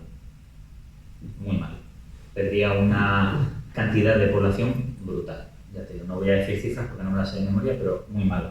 Y en cuanto a por qué evitar la despoblación, ¿no? ¿Por qué no dejar ese curso natural, es lo que decías en una vía de, oye, pues a lo mejor el problema es que todavía resiste esa gente en los pueblos. Quiero decir, si se quedan vacíos, ya sí que la España vaciada, no nos preocuparemos. Bueno, primero por lo que he dicho a lo último, porque en estos pueblos, esa poca gente, en realidad, trabajando el campo, trabajando la ganadería, en realidad, mucha gente que vive en la ciudad, o el ritmo de vida que llevamos en la ciudad, o la calidad de vida que tenemos en las ciudades, dependen en gran parte de lo que se trabaja en el campo. Eso punto uno, eso ya para un nivel de vivir mejor. Y luego lo segundo, comentaba el Chato en Villarroya, pues él con 16 años, se me vino la ocasión de irme a la ciudad y ni me lo pensé. Allí estaban las discotecas, allí estaba el trabajo, me fui de aquí, ¿qué hacía yo en Villarroya? Que ya lo había visto todo lo que tenía que ver. Pero el Chato se ha jubilado y ahora con 65 años ha vuelto al pueblo. ¿Por qué? Porque dice que le encanta, que se sienta en una piedra y es feliz. Aparte de, por supuesto, las rutas, el respirar aire puro. Comentaba un vecino de Villarroya que él con 15 años robó una bicicleta de casa de un vecino y se fugó en bicicleta de casa de sus padres porque no le dejaban irse y él quería irse a toda costa. Su madre enfermó, tuvo que volver al pueblo, lleva ya varios años allí y dice que no le echan ni con una escopeta. Entonces, ¿por qué evitar la despoblación? Porque a lo mejor cuando queramos poner en valor a muchos de estos pueblos ya va a ser tarde. Porque es eso, un pueblo vacío no se sostiene solo. Un pueblo vacío al final acaba desapareciendo. Todo acaba derruido.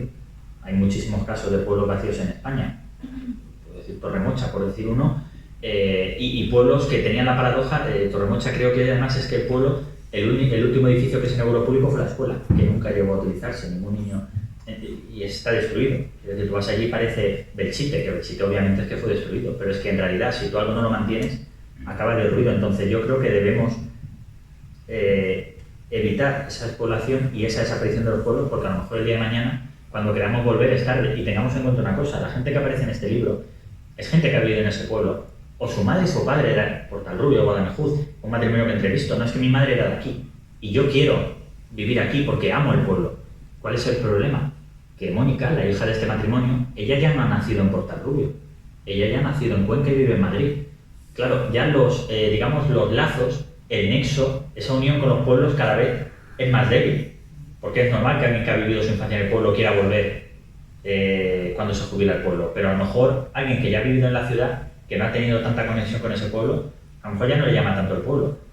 Entonces yo creo que eso es lo que tenemos que evitar. Sí, yo quería completar, sí, que lucha contra la despoblación. Sí. Bueno, en el mundo científico y académico hay muchas reflexiones al respecto, la que hacemos los geógrafos, incluso a nivel político desde la Federación Española de Municipios y Provincias. Entonces lo que se viene a decir, aparte de las consecuencias ambientales, territoriales, que supone un abandono de un campo que ya está cultivado, por ejemplo el cuidado de los montes, el incremento de los incendios forestales, la pérdida del patrimonio natural y cultural. Aparte de todo eso, yo quiero añadir una cuestión ética, y es que la Constitución española dice que todos somos iguales en cuanto a disfrute de servicios, todos tenemos unos derechos. Entonces una persona que vive en un pueblo que tiene 20 habitantes tiene el mismo derecho a recibir sus prestaciones porque paga impuestos igual que uno que vive en una ciudad. Por lo tanto, es de justicia social y ético que se le dé respuesta a esa situación. Bien, pues tenéis una pregunta y luego continuamos. Sí, María Teresa, que no hay problema. Quería, bueno, decir que sí, mucha gente se fue porque quería buscar para la industrialización, quería buscar otros medios de vida, pero otros, tú cuentas ahí, que se fueron porque sus hijos tenían que levantarse a las 6 de la mañana para coger el autobús porque quitaron las escuelas. Quizás me gustaría, y lo vamos a conseguir, traer a Javis para que cierre este ciclo y nosotros poder presentar las conclusiones después de estos interesantes encuentros y que él nos cuente, nosotros poner qué se puede hacer y que nos cuente cómo lo están haciendo en otros países, como es el ejemplo de Escocia, y otro también hicieron aquí otros países que lo han dicho. Se ha hecho, yo creo, porque lo han cogido antes, que empezaron a trabajar antes, y nosotros aquí en nuestro país, en el año 60, que contábamos antes, ni infraestructuras teníamos, ni carreteras, ni nada. Entonces, la gente, yo creo que después de ahí no era más duro conseguirlo. Te felicito, Denis, porque has hecho un libro que parece, oiga, a ver qué te dicen, pero yo creo que has hecho un libro de viajes y a mí me da pena haberlo tenido antes, porque me he perdido, claro, he estado por Segovia, y no he visto el juego. Entonces hay que volver y conocer esos pueblos que forman parte también de la historia de nuestro país. No vamos a mirar para saber cosas y no conocemos nuestra tierra. Así que te felicito porque te has dado voz a esos pueblos y estoy segura que te estarán muy agradecidos porque van a haber más visitas por ahí para conocer estos pueblos que trabajan. Así que te felicito por este trabajo. Y no sé, decías que España, el nombre, yo creo que también se podría haber llamado tu libro España que resiste, porque los alcaldes, que un alcalde de 46 años de ese pueblo esté restaurando y todo por un cabezón de hombre que resiste ahí y que quiere, es precioso de verdad, por la asociación. Nosotros que tenemos un carácter asociativo, así, y que sea una asociación la que restaura la iglesia, la que arregla todo, la verdad que es muy bonito. Estas son historias muy bonitas. Muchas gracias, María Teresa. ¿Alguien más? Por allí primero. Buenas noches. Pues yo hay una cosa un detalle muy curioso, un dato que dijo Raúl, y era que aquí, en esta tierra o en otras, hubo una especie de repunte del año 2000 al 2008, me parece que ha dicho, o algo así, ¿no? Aquí no es que los jóvenes se vayan porque quieren una vida mejor, yo creo que se van porque quieren tener perspectivas de futuro. ¿Sabes con lo que coincide esa época de repoblación aquí? Con la construcción de un aeropuerto, entre otras muchas cosas. Y yo recuerdo que en esa época en Madrid muchos vecinos salían a la calle o en los pueblos vecinos de la capital protestaban porque no podían dormir, porque les molestaba el ruido que hacían los aviones cuando aterrizaban y cuando despegaban. Sin embargo, aparte de chanchullos económicos y políticos, en el aeropuerto de Ciudad Real, pues aún así, sin tener en cuenta todas estas protestas de tantos millones de personas, construyen 2 o 3 pistas más en el aeropuerto de Madrid. Y a esta tierra, no sé si me explico, a esta tierra no nos permiten otras fuentes de desarrollo. Un hombre que vino, que trabajaba, por poner un ejemplo, de mecánico en ese aeropuerto, pues se compró una casa aquí en Torralba. Y él me contaba, decía, Juan Carlos, ¿tú sabes la cantidad de horas que tienen que esperar los aviones comerciales para poder despegar, claro, porque lógicamente se le da prioridad a los vuelos de pasajeros. ¿Tú sabes lo que estas empresas, como por ejemplo Amazon o otras, tienen que estar esperando hasta que se les da la posibilidad de despegar? Pues ¿por qué no se aprovecha esta infraestructura de este aeropuerto, aunque sea de manera solo y exclusivamente comercial, y se crean otras infraestructuras para que ese comercio fluya hasta cualquier sitio de España? Esa es una cuestión. Por ejemplo, ¿no? O sea, lo que me lleva a lo de Madrid, que no nos deja otros sitios de expandirse, de crecer, me voy a saltar 50 escalones y voy más arriba. En esta tierra estamos hartos de tener que pagar el chantaje político de los independentistas catalanes y los vascos. Mientras no se cambie la ley electoral de verdad y se termine con ese chantaje, nosotros no vamos a ser capaces de prosperar. Hasta aquí, ¿no? Podría seguir toda la noche, ya me No, pero permitir las reflexiones, encapsularlas y luego lanzar la pregunta, que así nos avanzamos más. Yo que soy así muy operativo. Ha hecho como 2 reflexiones. Bien, son muchas cosas. Bueno, resúmelas entonces. Muchas cosas. De 2001 a 2008 hay una llegada de población inmigrante muy importante a la Ciudad Real y también en gran parte de la España interior. Y todo ello motivado por una demanda en construcción y en agricultura. Cuando llega la crisis, esta población inmigrante se va. Entonces, luego ya tenemos las particularidades locales y comarcales donde un proyecto puede que atraiga más población y demás. Entonces, yo el tema del aeropuerto de Ciudad Real, yo lo desconozco. Yo sé que hubo un problema ambiental, se edificó sobre una zona especial o dentro del área de influencia de una cepa, una zona especial de protección de aves, y todo el proceso se paralizó. No sabemos a ciencia cierta si esa infraestructura hubiera ocasionado un incremento demográfico o no. No tenemos las herramientas porque, ya digo, no sabemos, a lo mejor hubiera más población, a lo mejor se hubieran empleado gente en la ciudad más vista, no lo sé. Ni tampoco sé hasta qué punto de congestión aquí. Eso es una cuestión logística que yo desconozco. Y la última cuestión es una cuestión política. Una cuestión política en la que se puede estar más o menos de acuerdo. Pero ahí yo ya no voy a entrar, obviamente. Sí, no, yo simplemente de esto último de tema político, simplemente decir que en el libro se habla algo de política, lógicamente, pero es un libro totalmente apolítico. De hecho, los propios, porque lo comentaba antes, en realidad, ¿sabéis qué pasa? Que esto también son casos muy extremos, pero pueblos que tienen 50, 20, 10 habitantes, lo decía Salva, el alcalde de Villarroya, dice, yo por ejemplo, dice, yo soy del PP, dice, no te puedo decir la cantidad, dice, a mí gente del gobierno regional, que también es del PP, que no me habla, dice, porque estoy allí todos los días, me llaman el pesado, por pedir cosas para mi pueblo, por pelear. Me dicen, pero si viven 15 personas ahí, ¿para qué te vamos a dar? Bueno, precisamente para que no se vayan esas 15.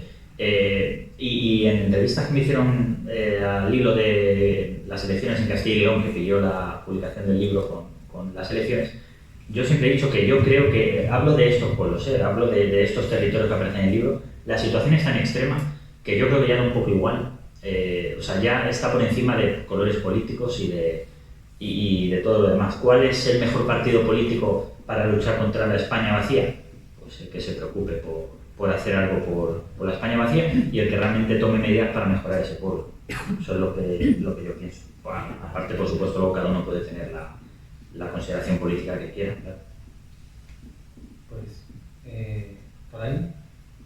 A mí esto es que me parece un marrón enorme, y una de las cuestiones que yo me planteo es si quizá la baza realista sería la de lo del pájaro en Moniciento volando.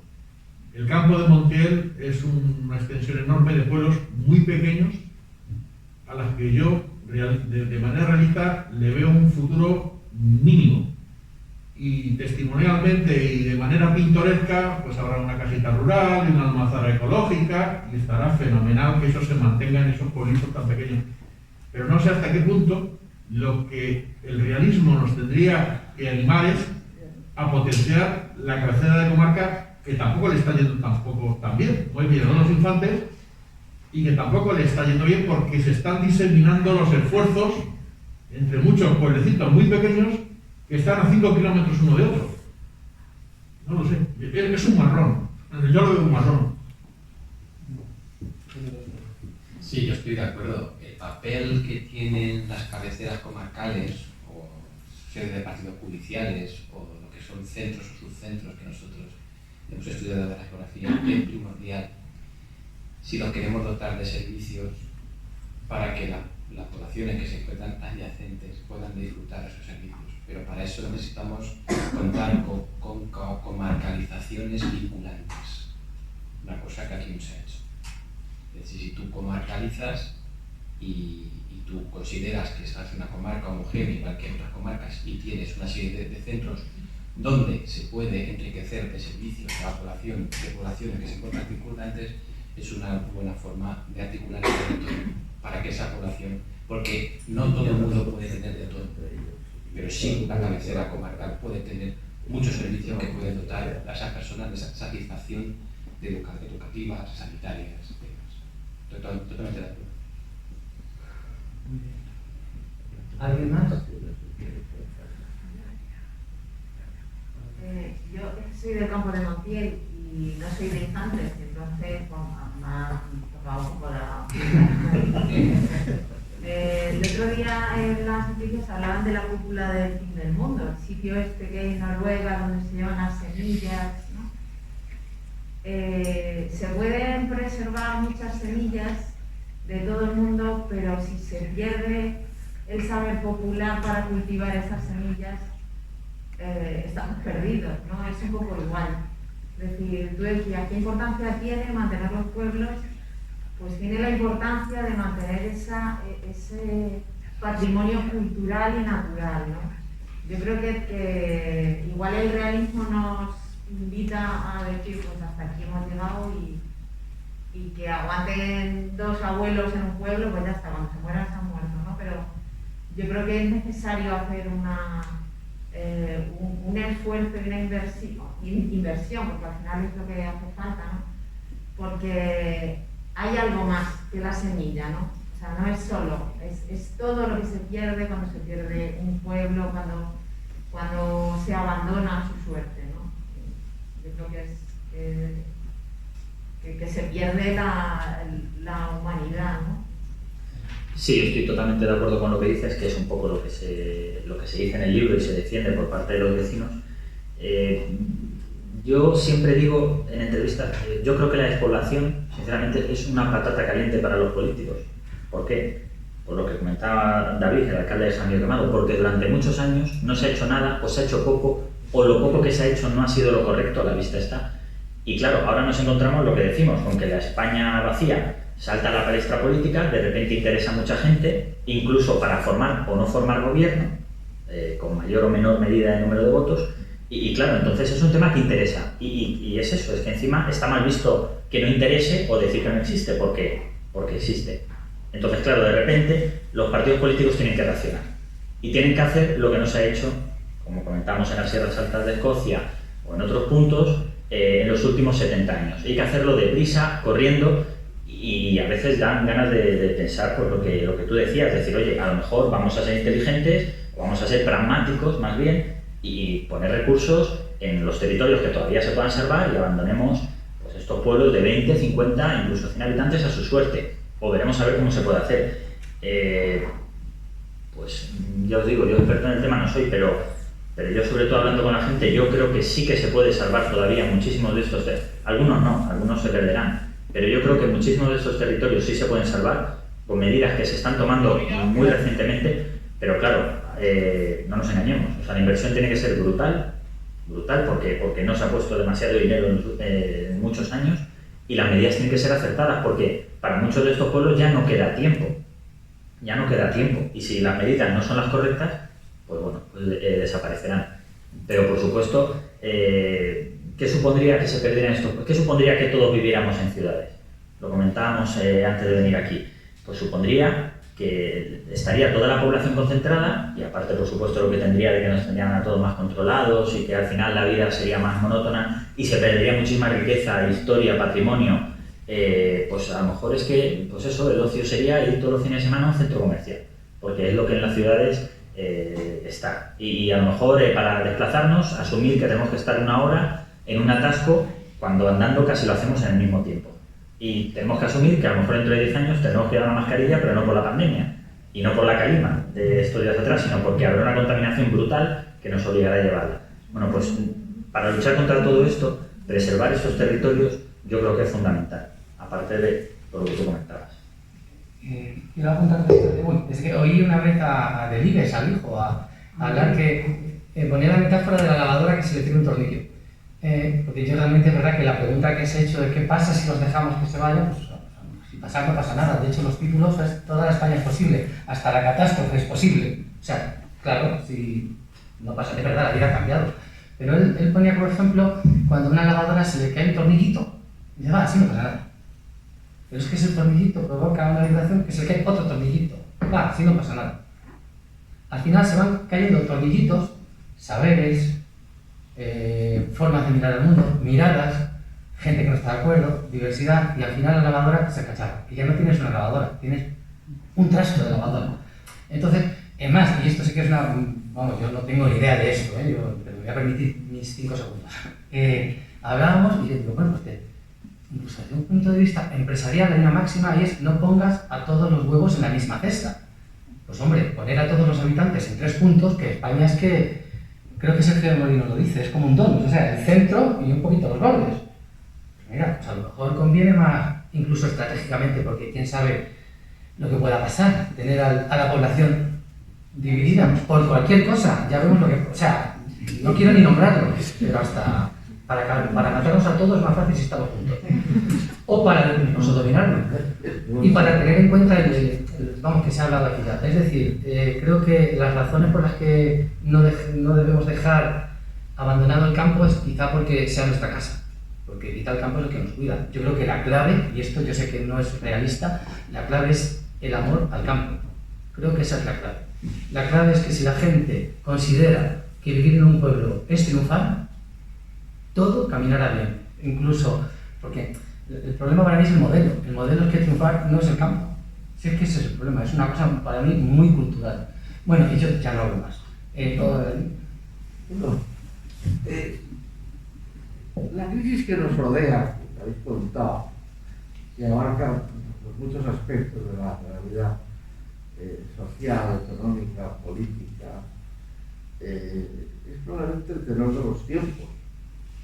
Hemos crecido mucho, los sistemas cada vez, cuando son más complejos, necesitan más energía para mantenerlos. Las grandes ciudades, cuando crecen porque tienen un tamaño, la entropía aumenta en términos de física y por tanto hace falta más medios para mantener la economía. Pero la pandemia, por ejemplo, nos ha demostrado que si echamos mano de la ciencia y hacemos un planteamiento orientado por los científicos, apoyado por los políticos y con dinero, y sobre todo cuando el problema es un problema, en este caso europeo, por no decir mundial, el tema de las grandes ciudades y el abandono del campo, pues lo mejor que hay que hacer es echar mano de la ciencia, de los demógrafos, de los economistas, y yo veo muy difícil que las iniciativas voluntaristas a nivel de pequeñas comunidades, pequeños pueblos, incluso comunidades autónomas, sea la solución. La solución tiene que venir con una política, digamos que inicialmente nacional, europea, y echando mano de los consejos. Os pidan consejos a los demógrafos y a para tomar decisiones en estos temas.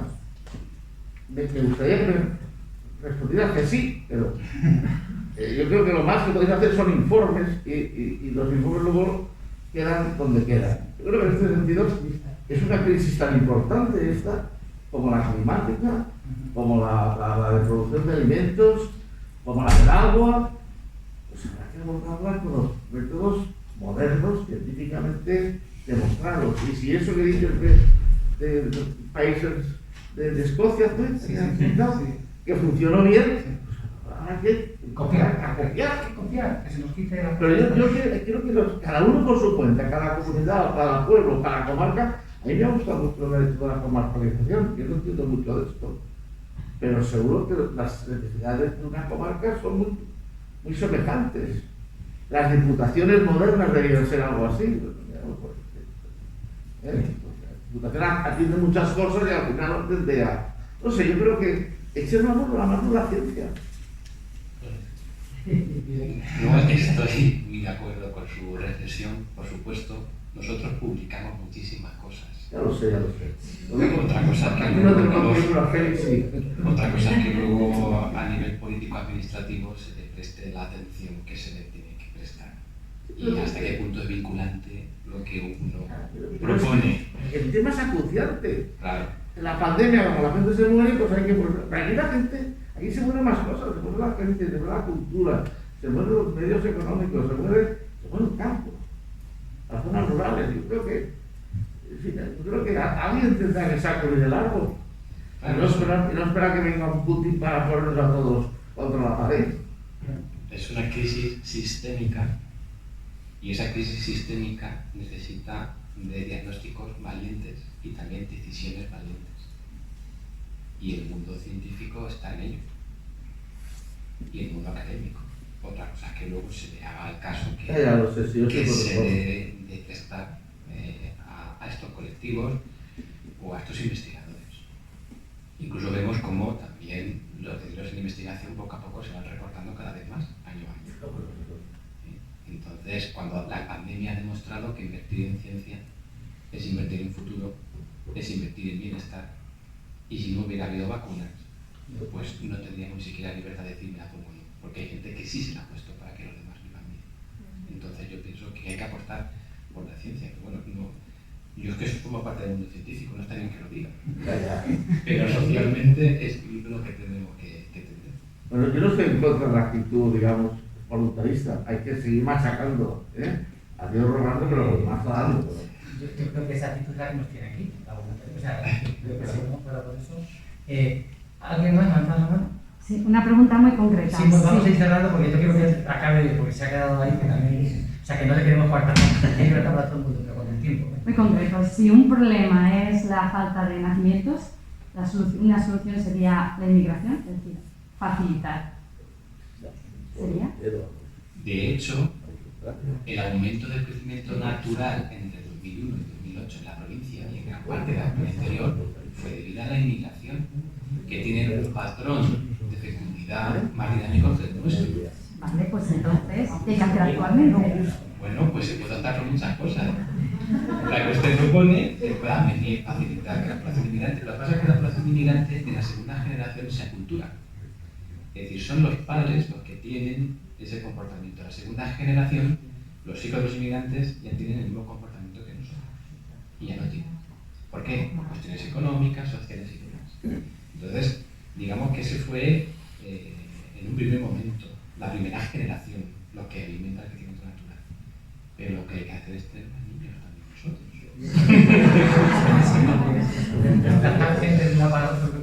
También nosotros habrá que ponerse por la labor. Yo ya he cumplido, tengo 2. Pero estoy en el reemplazo, que 2 con 1. Pero entonces habrá que decirle a los poderes competentes no solo que faciliten la conciliación familiar, de que una mujer embarazada no sea despedida del trabajo, que tengamos permisos de 15 meses los padres y las madres para poderlo criar, como hacen en el modelo nórdico. Pero aquí no. Entonces, es una cuestión social muy ambiciosa, pero no está dentro, digamos, de la toma de decisiones inmediata, desgraciadamente. Venga, tenemos tiempo para una allí y luego es que me has levantado la mano. Yo creo que hay un tema que no se trata mucho, el tema de la correlación que hay entre el incremento de la población y la despoblación. A medida que aumenta la población en el mundo, la despoblación en determinadas zonas del mundo también aumenta. Entonces es un problema que tiene difícil solución, ¿no? Creo yo. Es que son dos debates, son dos realidades distintas. Una cosa es el crecimiento exponencial de la población, donde somos 7.500 millones de personas, y eso conlleva una presión sobre los recursos, y corresponde a una dinámica demográfica que han llevado siempre a cabo los países en vías de desarrollo. Y otra cosa es la realidad de los países de la OCDE, donde hay unas áreas que se están despoblando. Primero en Europa fueron las áreas del norte de Europa, especialmente Noruega y demás, y las Highlands en Escocia, pero luego los países del sur de Europa, como Italia, Grecia y España. Y España es uno de los que más. Entonces estamos hablando de dos realidades demográficas totalmente distintas. Si nos vamos, por ejemplo, a México, la realidad demográfica es otra, es la problemática, que es una fuerte presión migratoria con el país del norte. Si nos vamos a Sudáfrica, pues tienen otro problema, un incremento de mortalidad muy importante con el SIDA, ¿no? Cada realidad territorial tiene su realidad y su problemática demográfica, pero a nivel global yo pienso que un gran problema es la sobrepoblación. Pero estamos hablando de una dinámica global, hay que saber qué escalas estamos hablando. A escala europea nos preocupa el envejecimiento y la falta de nacimientos, y eso conlleva un problema directamente sobre la cohesión territorial. Y por eso la política regional europea se ha ido preocupando por facilitar la cohesión y el desarrollo territorial de nuestros territorios, porque es que la despoblación ocasiona desequilibrio territorial. Y el desequilibrio territorial es uno de los principios primigenios del Tratado de Roma, que luego se amplió en Maastricht y demás. Por lo tanto, son dos cuestiones, son dos contextos totalmente distintos, pero igual de preocupantes, en mi juicio. Haznos una o dos y ya me queda una mejor, porque se ha hecho la hora. Muchas gracias. Bueno, os preguntaba qué opinión tenéis de la unión de municipios, como ha ocurrido con Villanueva de la Serena y Don Benito, y al hilo de esto, yo soy natural y residente en el pueblo más al noroeste de ¿habéis dicho? Joder, la comarca de Membrilla. Somos de Membrilla y Manzanares, las tres personas que conocen. Hay algunas voces que nos hemos alzado en favor de la unión de Membrilla y Manzanares, unos pueblos muy cercanos. Habría que trabajarlo mucho porque no parece fácil. Pero en cualquier caso, sí detecto que en ambas poblaciones, en la última década, se ha perdido en torno a un 6,5% de población en ambos municipios. Membrilla tiene algo menos de 6.000 habitantes en este momento, Manzanares algo menos de 18.000 habitantes. Es decir, no son pueblos de 20 habitantes, pero observo lo siguiente: un acelerado cierre de negocios, la desaparición del pequeño comercio a marchas muy poco relevo generacional de negocios familiares, gran número de viviendas vacías y en venta, hay muchos en la población, menos ganaderos. Habléis de la ganadería, lo sé porque administro la Comisión Local de Pasto de Membrilla, menos ganaderos y menos terreno a pastos, y un cambio en las costumbres de ocio. Se aprovechan los festivos, los fines de semana, la Semana Santa para salir fuera del pueblo. Eso también hace perder identidad al pueblo. Esta es la reflexión, que no sé si tenéis alguna opinión al respecto. Nada más. Yo rápidamente comentabas la opción de que dos pueblos se unan para, digamos, para sobrevivir o para fijar población o para mantener. Como estamos hablando, por lo menos en el caso de algunos pueblos, de pues eso, que no hay tiempo casi para tomar decisiones, todo lo que sea mantenerlos con vida, en mi opinión, bienvenido sea, por supuestísimo. Eso punto uno. Luego punto dos, nada, rápidamente lo que comentaba de los ganaderos, de la ganadería. Yo todavía no conozco a ningún ganadero con el que haya hablado que esté a favor de la PAC, por ejemplo. Es decir, habría que hacer un repensamiento de todo esto, igual que lo he dicho con la agricultura y los precios que le dan al agricultor, y ver un poco en qué está fallando o en qué nos estamos equivocando, y de nuevo poner en valor a esa gente que trabaja en el campo, porque no nos olvidemos, a lo que hemos hecho antes, esto es una simbiosis. O sea, no parece muy inteligente, muy lógico pensar que el 70% de la población viva solo en el 10% del territorio. Y ojo, que la vida que llevamos, ese 10% que vivimos en las ciudades, que a mucho le puede gustar, es gracias a ese 10% de la población que trabaja en el campo. Porque si el campo se para todo eso, sí que lo tenemos que tener claro. A lo mejor, Denis, la solución es más sencilla. Y es que la política de desarrollo rural no tiene que estar dentro de la política agraria común. Tiene que haber una política rural y la PAC es otra cosa. Porque la PAC tiene sus principios, tiene sus objetivos y tiene su carácter sectorial. A lo mejor habría que apartar la política rural de la política agraria común. Vale que están muy unidas porque entienden de fenómenos y elementos territoriales comunes. Pero quizá haya que separarlo. Porque el mantenimiento de la población no solamente depende de la agricultura, que depende de la diversificación económica, depende del productivismo, depende del turismo, depende de la industria, depende de la reestructuración de las actividades económicas, depende de la globalización. No solamente es sectorial de producir y subsidiar, a lo mejor es que tiene que haber otros tipos de políticas, no que esté la política del reglamento FEADER dentro de la PAC, que se vaya fuera. Una política rural para nuestros pueblos, quizá habría que convencer a Europa de este tipo de cuestiones.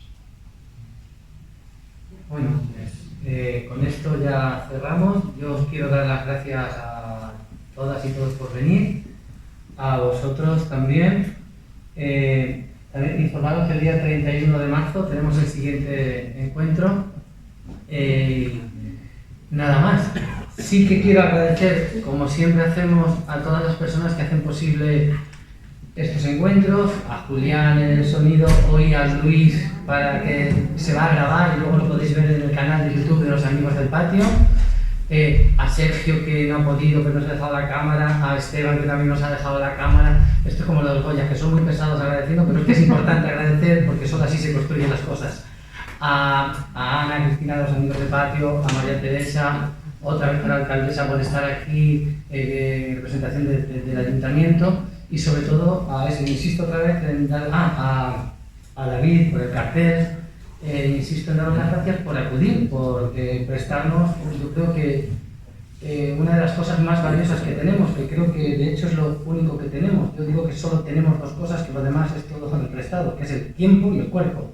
Entonces, que dediquéis vuestro tiempo para que vuestros cuerpos estén aquí, me parece... No, es que creo que lo demás es prestado. Me parece que merece todo nuestro respeto y nuestro agradecimiento. Muchísimas gracias por compartir tanto saber desde lo humano y desde los datos, aunque ambos son humanos. Sí, muchas gracias.